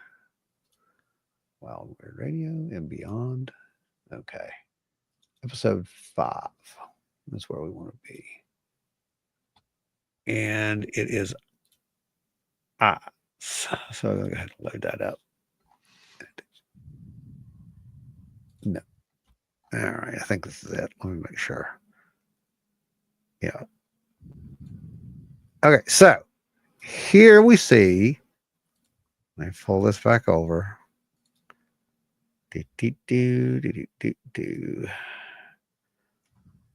All right. By the way, I found the cloud ceiling. It ranged between 2,200 and 3,000 feet that night, depending on the given location. And because of the area we're in, not having a whole lot of airports in the area, it's just between those two, which were within about a 50-mile radius of where we were. There were two different airports. One of them was only 15 miles away, while the other one was about 25. Okay. Well, send me over that and I'll get it entered into the data records, and that way we can have that up there for people as well. Okay. Okay. I'm going to now do a share screen. Share screen's up. Can everybody see it? They can now. Okay. So here is where everyone thinks they see eyes. All right. So I'm going to play it here, right here. Let me speed it back up to normal speed. Okay. Right here. That's base camp though, right? Yeah. Okay. That's base camp. But look at this. If we go to, this is the same. This is right after that scene. Okay. Literally right after that scene. You can see base camp over here on the side. But watch what happens on your right. Did you catch it? Yeah, right when the moth flew. Right there. On the right. That Would is that not not- base camp. Would that not be base camp though? No, base camp is over here. Yeah, but you moved to my right. Watch. That's what I thought too. That's why I didn't call it out and didn't say anything about it. Oh yeah, there's the ferry. Anyway, backing it up.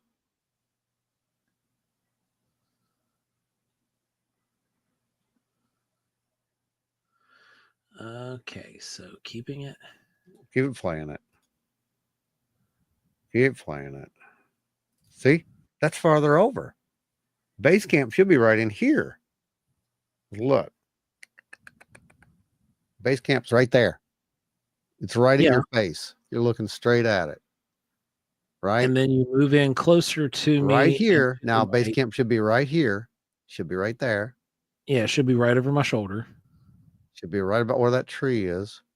Yeah. Oh, maybe it is base camp. Okay. Oh. I'll call that base camp. All right, cool. Mystery solved. But hey, there's that ferry. Yeah. Yeah, our rod. Yeah, there's a rod. There is the rod in action. You can see it. And what you want to tell them what that actually is, Joe? Just Yeah, so that's funny, actually an insect there, and because the shutter speed on the camera is wide open for being in night vision mode, this thing's moving really fast, so it leaves a trail behind it, and you can actually see the waving pattern that's doing this down its back is the actual waving motion of the wings as it's moving. Mm-hmm. Yeah, it is. It's just where it can't keep up with it because it's moving so fast. Octopus said it's a fairy named Rod. Just wait. Just wait. There's a perfect one coming up soon. Here's the one that they really think is a fairy. Okay. So we'll go ahead and speed this back up and let it play. And you tell me if you see it. Anybody catch the fairy? Right there, the one that flew over me. Oh, let's slow it down. Make it a little bigger for you guys. Wow. There's your fairy. And realistically, if you look at the pattern of that, I would have loved to have been able to catch that thing in my hands because that's a Luna moth. It is a Luna, right? Uh-huh. Yeah. Yeah, I thought it was. That's a beauty right there. Is what It's an early emergence Luna moth. It's one of the first ones of the year. Yeah. It was pretty. Let's see, there's another one somewhere. Oh yeah, it's a little bit further up. It flies around me. Yeah. Yeah. Let's see. Stand post. I don't see it though. Well, this is it. This is the one. I think this is it anyway. Let's see.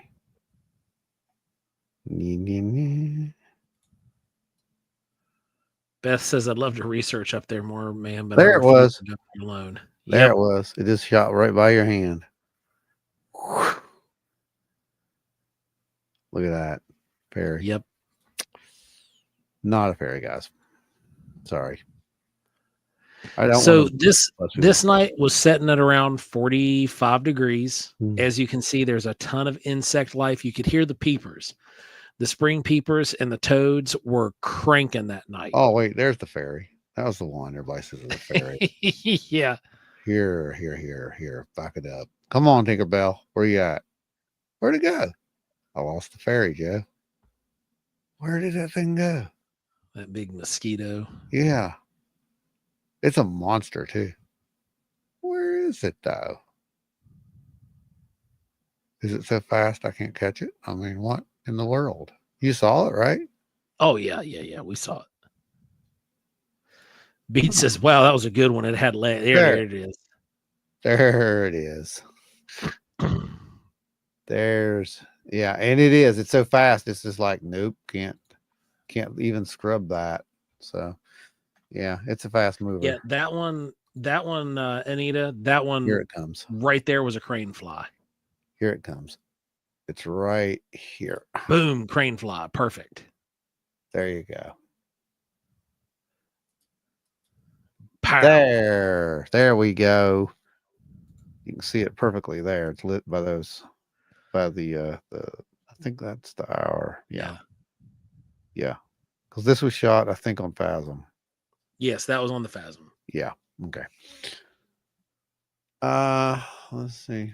This laser. Well, we were up there conducting the laser experiment in the woods and started getting signals with that, which was very strange. I thought that was weird. We were walking back down, and you saw the little eyes. I thought that was interesting. So let's go pull that. Stop sharing this. Where are the little eyes? There's one called Little Eyes. Little Eyes. Here it is. Let me unload this one. So anyway, guys, what are your thoughts? I want to hear some thoughts out there on some of this stuff. You got questions, anything like that? That would be good. Because a lot of you watched it. Apparently, it's doing pretty good. Yes, it is. It is blowing up. 26,000 Oh, views. is it 26 so far. now? Okay, Yep. good. Good. Yeah. Oh, Kenny Hess. Look here, super sticker, everybody. Get that up there. Kenny, oh my gosh, Kenny, thank you so much. Multiple thank yous.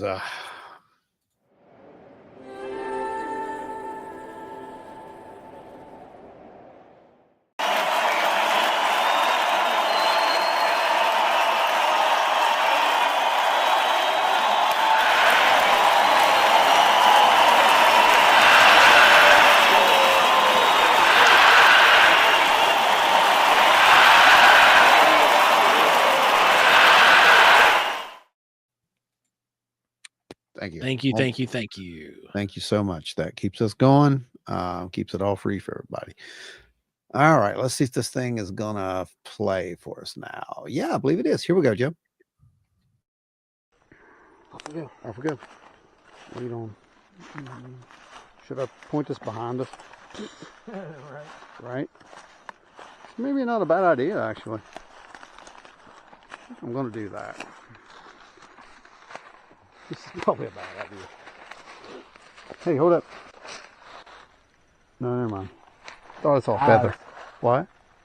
That eyes right there. I see him. It's wee something. Huh?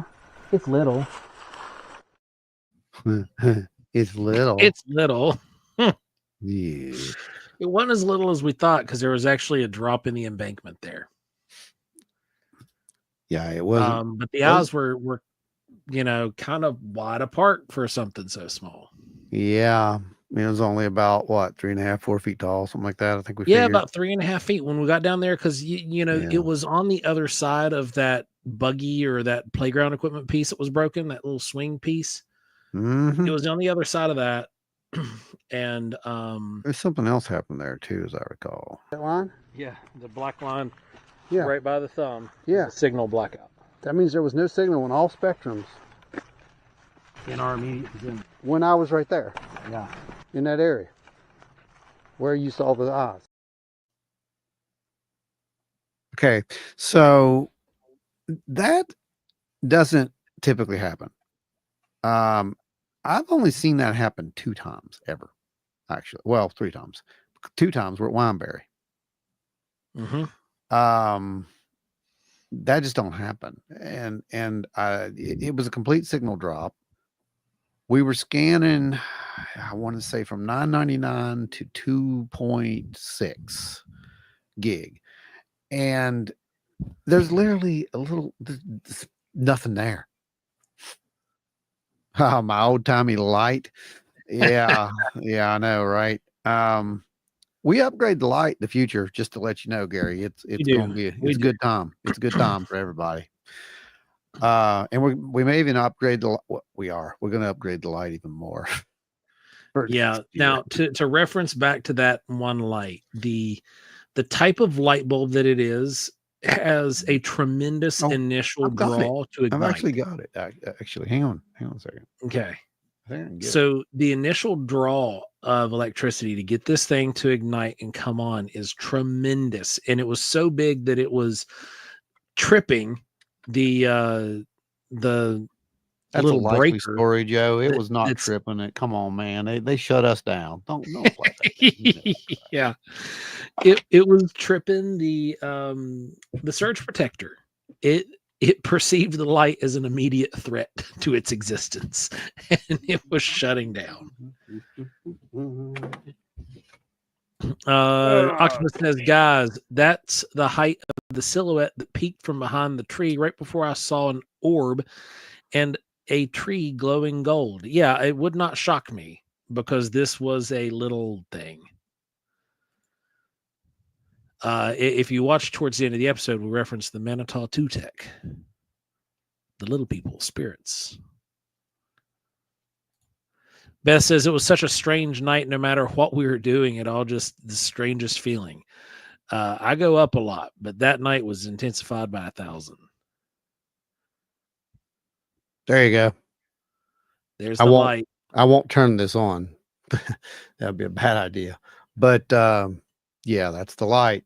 It is 650 watts. So, we literally blew the power is what happened. I didn't pay attention to exactly how many watts it was until after we got done. I'm like, oh, okay, well.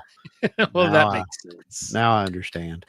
But it was interesting that happened. And then as we were preparing to fire it again, that thing fell over. I remember when that happened, because I was like, oh, maybe we shouldn't do this. But that didn't stop us, because that's when I pulled out the laser and started trying it. And that's when everything got real quiet, as I remember too. That was weird. It was definitely weird. There was some weird stuff that happened out there that night. Let's see. We had, of course, yeah, this is what happened. It said sometimes they suck the power for added enhancement. Sometimes they snuff energies to keep things private so you can't communicate out information. And sometimes it's just 650 watts. Yeah. But all those things, yes. Yeah. Because we've had the other stuff happen. Don't get me wrong. Oh, yeah. But this light was the problem. We're going to explain this light away, because that's 650 watts. And I think the power thing, thank goodness it was there and it didn't, blow our generator up. So the Jackery, yeah. The Jackery, because that would not have been a fun time. Now the Jackery can take a hit of up to 1,200. So it could take a direct 1,200 push. You should have been able to fire that light then. Right, So which is why I the didn't plug it actual directly in the Jackery, and it was on the surge protector. The surge protector does not like 650 Apparently watts. not. Apparently not. Okay, At least so not all at once. when like we that. fired the laser, this is what happened after we fired the laser.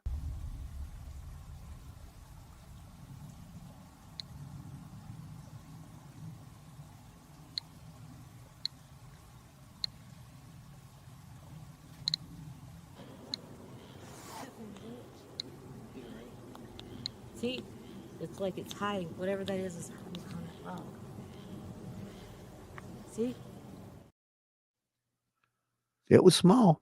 I don't know what it was. And the movement doesn't make sense on it either. It doesn't make any sense at all. It's very strange.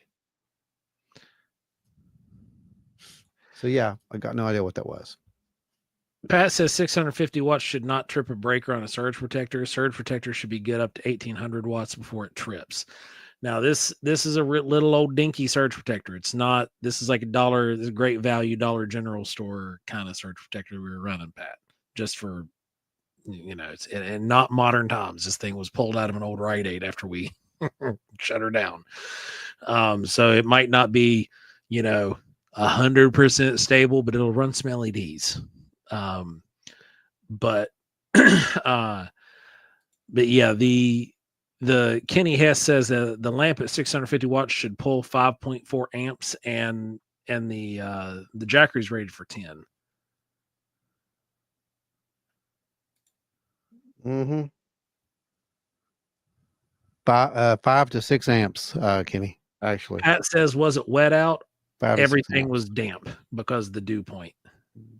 And that's most likely the big culprit. It wasn't as damp as you think it was, but No, it wasn't like you can run your hand across the table and pick up water, but it was no, it wasn't as damp as it has been. Let's put it that way. Yeah.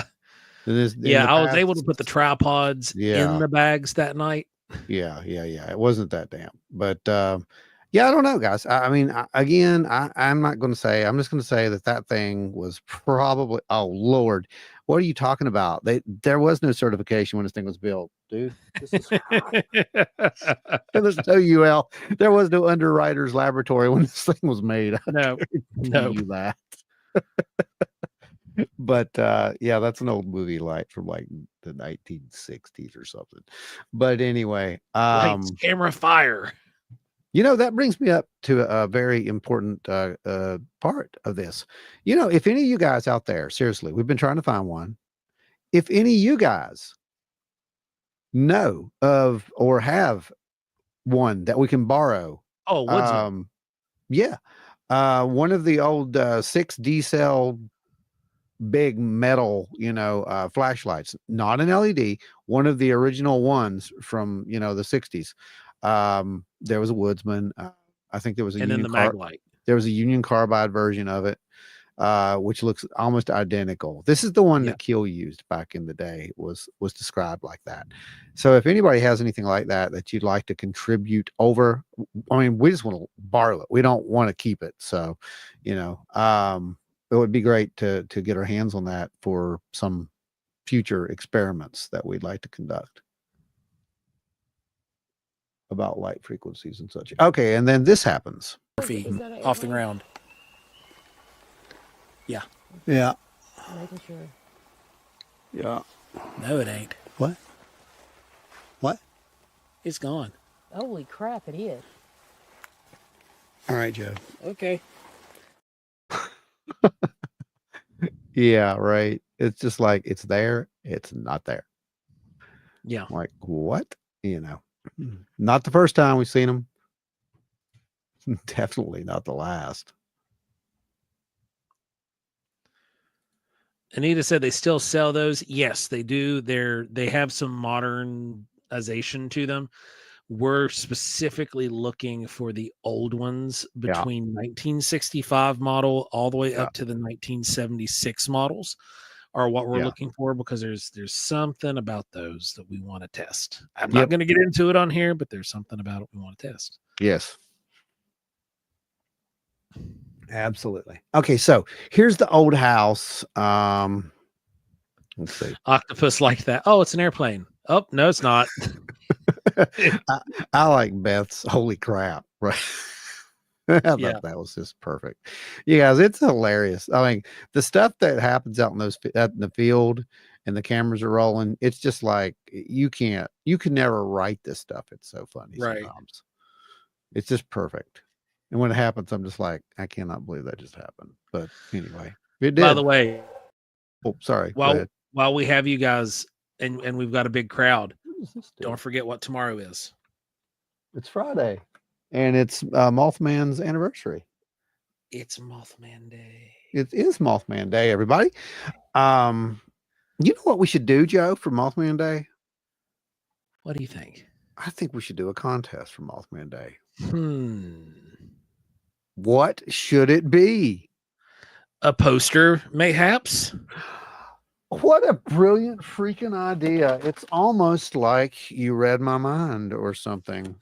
Yes. Hurry, get the Zitter cards. A poster, perhaps, would be an awesome giveaway, wouldn't it?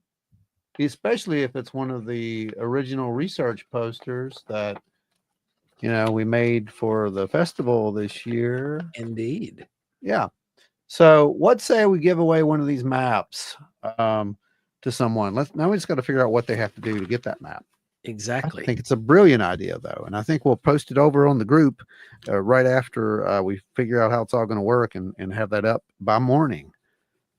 Perhaps it will be something to do with, trying to get our numbers up over here. I don't know. It could be something like that.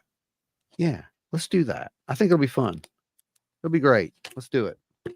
So somebody's going to get a poster. That'll be fun. By the end of the day, we'll figure it out. Well, not the end of the day, but we'll draw actually next Thursday is how we'll do it.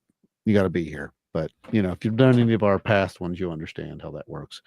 Yeah, we'll just do a drawing.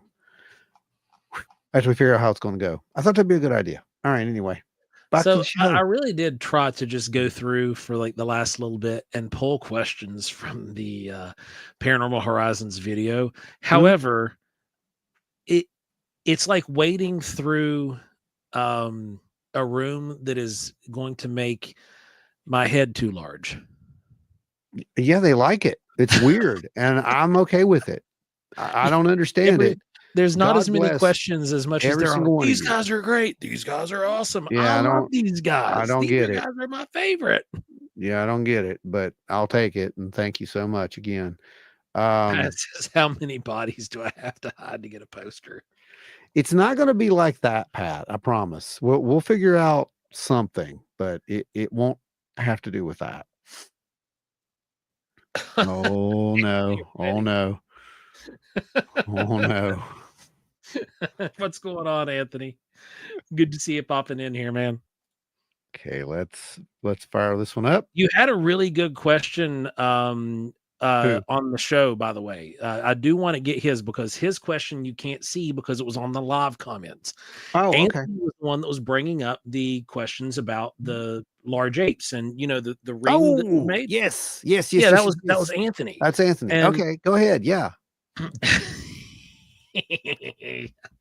Ha ha.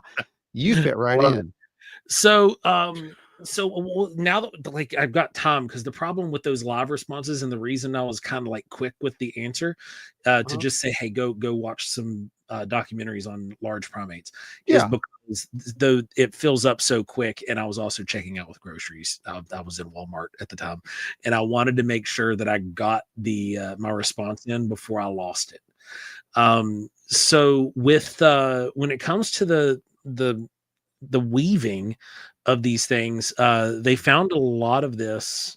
Jane Goodall encountered this a lot, and there's Mothy the Mothman. Mothy the Mothman had to drop by and say hi, everybody. I'm awesome. So these the large primates, orangutans, gorillas, chimps, not so much, mostly orangutans and gorillas. What most people would consider some of the higher order, bigger things. Oh my God, how big is the circumference of Joe's head? I wear it huge, Rob. in hat size. It possibly has its own gravitational field at this point. It does. I would not. I would not argue that. But the apes, they almost do this thing. They start as babies. They'll start doing this because it is part of how they weave their nests. Throwing poop at each other? Huh? Well, oh no, never mind. You're talking about something else. Sorry. They'll take those branches and they weave them because it's the same techniques that they use when they start weaving those big, larger nests that are in the bush and in the trees where they sleep at night. It's the same kind of motion, just in a smaller frame. But just like kind of like chewing your nails or any kind of like stimulating hand movements that we would do, like when I'm on the show, a lot of the times I'll sit and I'll have a little piece of clay in my fingers and I'll just sit and roll it into a ball. It's that stimulation movement. So they'll take excuse me, they'll take these branches and they just weave them, and it takes a thumb to do it, to get it done right, and they'll make little rings. And some of the Congo will actually go in after the guerrilla troops move from site to site. They'll go in and they'll pick the things up and they sell them to help raise money for the protection efforts of the lowland gorillas. It's a really, really, really fascinating behavior. Beyond weaving the nests and learning how to do that, like it really doesn't serve much of a purpose that anybody could really see. I mean, it almost kind of borders on the edge of what some would consider culture. Some anthropologists and sociologists have argued that it is a form of culture because technically it's art. But yeah, so there is the long version of what I didn't type out. Hopefully that helps, man. It helped me anyway. What's that? It must be a moth flew in front of the thing. I guess. I don't. Well, besides the rods and ferries there, you did see there is light there. Now, I didn't see it until after it was in production and I was editing and whatnot. But the problem is I didn't see it on site, so we had to discount that. Spiders have turned it into a dream catcher, Ron. Yeah, it looks that way. Looks like Grandma Spider is she's doing her work, making sure that the threads are being woven. Very welcome, Anthony. Glad I was able to kind of help out with that. Don't ask him questions about trees, Anthony. We'll be here all night. It's going to be a tree documentary. It happened last time. Just don't. Yeah, and this time it was more about there was birds and some other. Yeah. Yeah. But yeah, that's pretty much the rundown on what happened as far as that goes. You upset my dog. That's right. There's a dog barking. No, Gary, you don't. You don't. I promise. No. There was no puppy dudes up there. Let's see what in the heck do we have coming up next, guys? Get your questions in here. If you got some questions, You got the ball of light. Oh, I guess we could show the ball. Y'all don't want to see the ball of light, though, do you? I don't think you want to. I don't think they want to see the ball of light, Joe. Oh.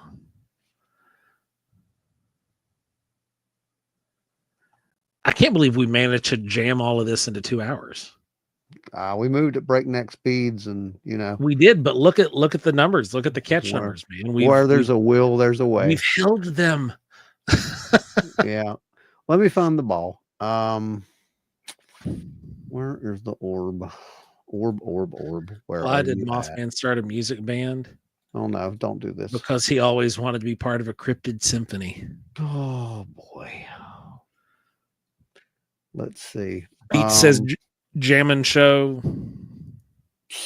Well, it would be if I could find the orb. Hang on, I'll find it. Just gotta remember where I put it. No, it's not in episode 5. Is it at a mothball? No. That was good. Man, you guys are too funny. Where is that orb? Could be a Wineberry. That'd be too easy. Right. 3 clips, maybe.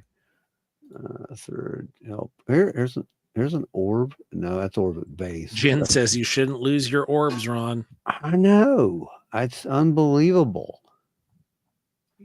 I literally set up and had to cut up all that stuff last night till like 1 o'clock in the morning. And then it was too big. So when I got home from work today, I had to sit down and downscale everything so it would fit for the show. And it's a lot of work. It's a lot of work. It's just, it's what it is. I do have one orb here that we can talk about. And I want to show this one because it's kind of it kind of looks like that one, but it's not that one. But it's in the same kind of lighting almost. So let me find it. Ooh. Here we go. You guys remember this? This was from last episode where it was, is there you guys near the woods, and then there's this weird light, and of course we weren't near the woods. It's not us, right? But there it is. And if you look at that, Joe, boy, that's just as bright as that other one. It is. Maybe just a hair less because you can see where there's a little bit of, in and out. Look at that, how it's coming in and out right there. Look at that. It kind of fades. Whoosh. Yeah, that's a wild one. That's a really cool one. Let me find the good one. I gotta find the good one. Where are you at? Let's see. Film storage. I bet I'll put it over here. I know it's one of the highlight reels, so I reference it a lot. So it should be Should be right here. Right here. Yeah. No, that's not it. Oh, that's weird. Oh. I think they got to the drive, Joe. Hold on a second, because I got it. They wiped it, Joe.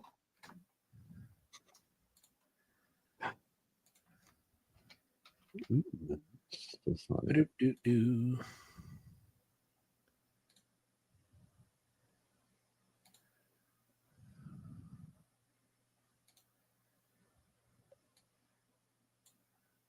No, I don't want it.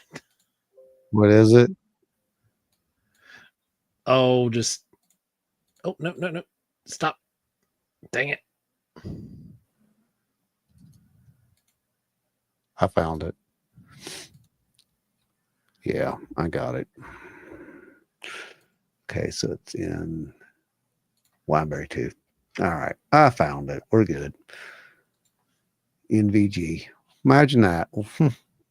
What a crazy place for it to be. What's the title of it? The title is 2244. So it's this one down here, I think. Yep, found it. Okay, here we go. Let me go back over here to share screen. Share screen. All right. There she There you go. And here we go. You can see it there. It's kind of just hanging out up there. Giving off its little light that it likes to do. That region right there.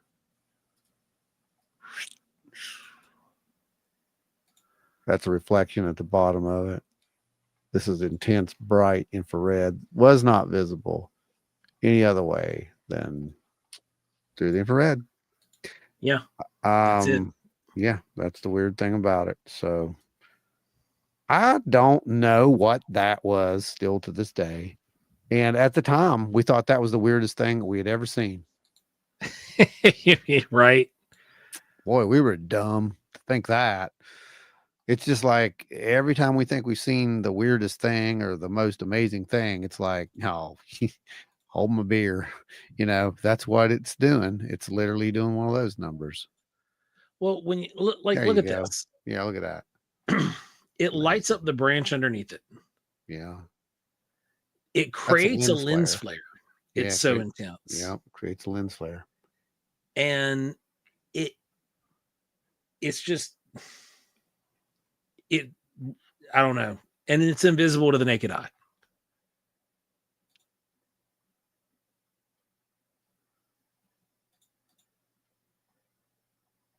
Yeah. What, Dave? Dave says, FYI, I assume you guys are aware Google Maps and Earth have blurred out the sea floor anomaly apparently a while back. Off topic for the moment, but of course relevant. Yeah, they did blur it out. I didn't know that. I saw that on one of the guys that I follow on Instagram. He made a video about it real quick. It made a reel. Wow. That's stupid. It was back whenever everything was doing that disinformation stuff and the conspiracy, like, so they blurred it to stop people. Lord. But that only made it worse. Well, of course it does. Anytime you play into that crap, you're going to do it. Wonder if it would have been orange. Yeah, I know. That's what I'm saying, Kenny. That's our goal. We're going to grab another. That's the goal. That's what we're going to do with all the funds from this point on. Literally, we're building up another psionics fund, and we're going to try to catch these things, as many of these things as we possibly can. Anthony said, talking of orbs, when my dad died, my sister photographed orbs all the time by the garden seat that he always sat on. Anyway, good night from the UK. Oh, that's wild. Holy cow. Why are you awake right now in the UK? Are you okay? Thank you. Thank you for hanging out. But geez, get some rest, man. Man, can't believe had no idea you were in the UK. Thanks for hanging out, man. Thank you. That's awesome, right? Yeah, it's Thank you, only 3 a.m. Yeah. It's almost, hey, are you editing a video? Right? I had to ask. Been there, done it. Do it again. Dave said he just looked and verified that, yeah, they did blur out the anomaly. Wow, that's insane. I mean, the more you do things like that, the more, you play into it. Beth says, I wonder if they're always there and I just can't see them. Well, of course, that's what the data is starting to show. And it's either going to be that they are,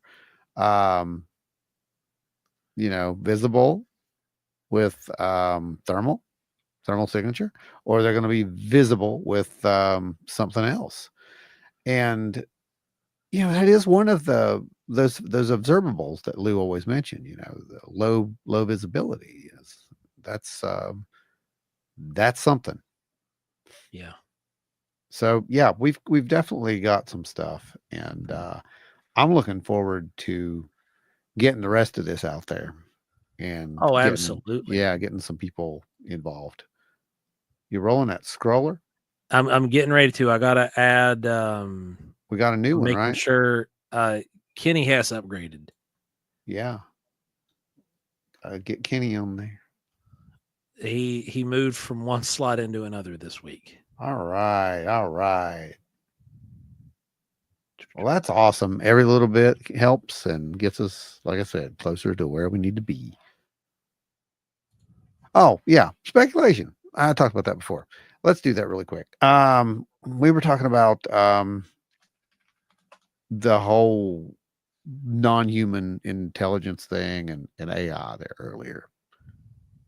And that is definitely a possibility. We talked about that AI seemed to come out about, the same time that all this UAP stuff started breaking. And we even threw it back and forth multiple times because they were talking about how Fravor said the Tic Tac kind of knew where he was going and all that. Well, the only system that can do that is going to be a really fast thinking AI, So we threw that around multiple times at this point and said, hey, isn't that interesting? It's almost like all these and how it interferes with the equipment. We've seen this now firsthand. How can it do that? How can it interfere with equipment? It's almost like it's written the code to get, control of that equipment in the first place. And then you think, well, wait, it just shut down all of our cameras and all of our other stuff. Remember what we found out about the microphones? Yeah. About how microwaves can cancel out the recording devices. That's right. And there was at one point we were getting a repeating signal back, and we theorized that maybe something was reaching out and touching, trying to match a frequency. Right. Because you do that. That's part of a tactical move. It's like let's see, where is it, like hackers, when you're going in and trying to figure out a system, you hit it multiple times from different angles, and then you find the magic button. Beats, we'll see you out there. Beats, thanks for hanging with us tonight. Yeah, you're right. I mean, and what if that's how it's doing it? What if it set in, in a, maybe not in microwaves, because not all the equipment functions, and microwave signals don't block out and cancel everything. There's just certain transmissions that they can hit. But what if it can set and hit a certain electromagnetic frequency? And what if it has some kind of a mobile EMP? Right. Yeah, I mean, there's multiple ways to deal with this, but Some what kind you're of just localized EMP that they can just target a specific area and pow. My whole thing is, What if? What you're saying basically is we can prove this with scientific equipment. It kind of rules out the whole spiritual thing that some of these people want to spin on this, at least in a way, if you think about it, because we don't have a way to measure true supernatural things. Okay. We do have a way to measure things that are part of our physics. Mm-hmm. They adhere to the laws of physics, even the physics that we may not quite understand. We still can measure at least the wave, like I said, multiple times. So I don't think that it's any coincidence that you're hearing some of those terminologies like they used, constellation, immaculate, blah, blah. That almost actually goes into some of the possibility, not only that are we not alone, that we've never been alone, et cetera, but that we, our ancestors, may not even been from this planet. That's where it really goes, and that's why there's a lot of hush, hush, hush on a lot of this stuff, in my opinion. Speculation, but that's what I think you're gonna hear about in the future. It is very, very easy to get into extremely deep water. Oh yeah, absolutely, absolutely. And it is imperative that everybody keep an open mind. Yep. And that we look at these things objectively. Yeah, we have to look at object, because here's the deal. I mean, you see that orange thing shooting over top of us, and it looks like it is literally observing, right? Yeah, I mean, look what Terry just said. What is it? What if it's all just us catching glimpses of something observing us? Which is exactly where we're at with this, Terry. It seems like, because we talked about that night, because there's some other stuff that happened that you're going to have to wait and see. Yeah, we can't reveal everything, but I can tell you that we got enough to build that case, and I think 100%. I'm very comfortable presenting it, even though it is weird, and man, is it wild. There's no question there. It lived up to its name. And, by itself, you would laugh at it. But if you look at everything and you look at all the data sets and you get to the point where it's like, this is not a coincidence. You have to just connect the lines, and you see the picture at that point. And even if you don't like the picture, it's there. That's the whole point. We don't have to know why it's there. We don't have to know what it's doing, because we have to acknowledge the fact that it is there before we can go to any of those other things. We can't say where it's from. We can't say what it is. We have to be able to say it's there first before we can even come close to addressing all those other things. We don't know intent, just like the government said right there, right? We don't know intent. Yeah. Intent is inferred. Intent is a part of a belief system. And on the very first episode of Wild Weird Radio, you heard me say it. A belief system is the most damning thing that you can possibly ever throw at any of this phenomena. Don't do it. Stick to the data. You're going to want to go to belief systems, but don't. If you get something that says, 100% it's this, that's okay. But if you got something that's saying this data could be read like this, or it could be read like this, or it could be read like this, then you can't really come straight out and say, oh, well, that if it's got, 20 different variables of what it can be, it absolutely has to be this. No, it doesn't. I think we're going to be surprised. I'm going to go with Mr. Gold on that. I think in the end, we will be very surprised. Oh, yeah. Says, I think I'm going to go with what Lou said on theories of everything. He said everything has been a waste of time. Yeah, because it's going to be so out there. Kenny says we're the anthill of the universe. Oh, yeah. Anita, get some rest. Good seeing you tonight. Thank you. Guys, this week's episode has been an absolute blast. Thank you all for hanging out with us. And thank you all for your questions and comments. Thank you guys for watching Paranormal Horizons. Thank you to everybody who has gone over and watched the video that was recently released from November 2nd over on Wild and Weird West Virginia's YouTube page. Well, thanks to those who actually shared it, because we are watching. Thanks you got. We're watching. We'll call that out. Thank you, Joe, for your help. Joe Doyle over there, Hellbent Holler. Thank you for your help. Jeff Byers, LW Marshall. I'm sure there's a couple more, but once we have it all tallied up, we'll, like I said, we watch, we pay attention to who shares our stuff, and you'll get your due credit. Trust me. I know Jeff Byers. Jeff Byers, you're one of the guys.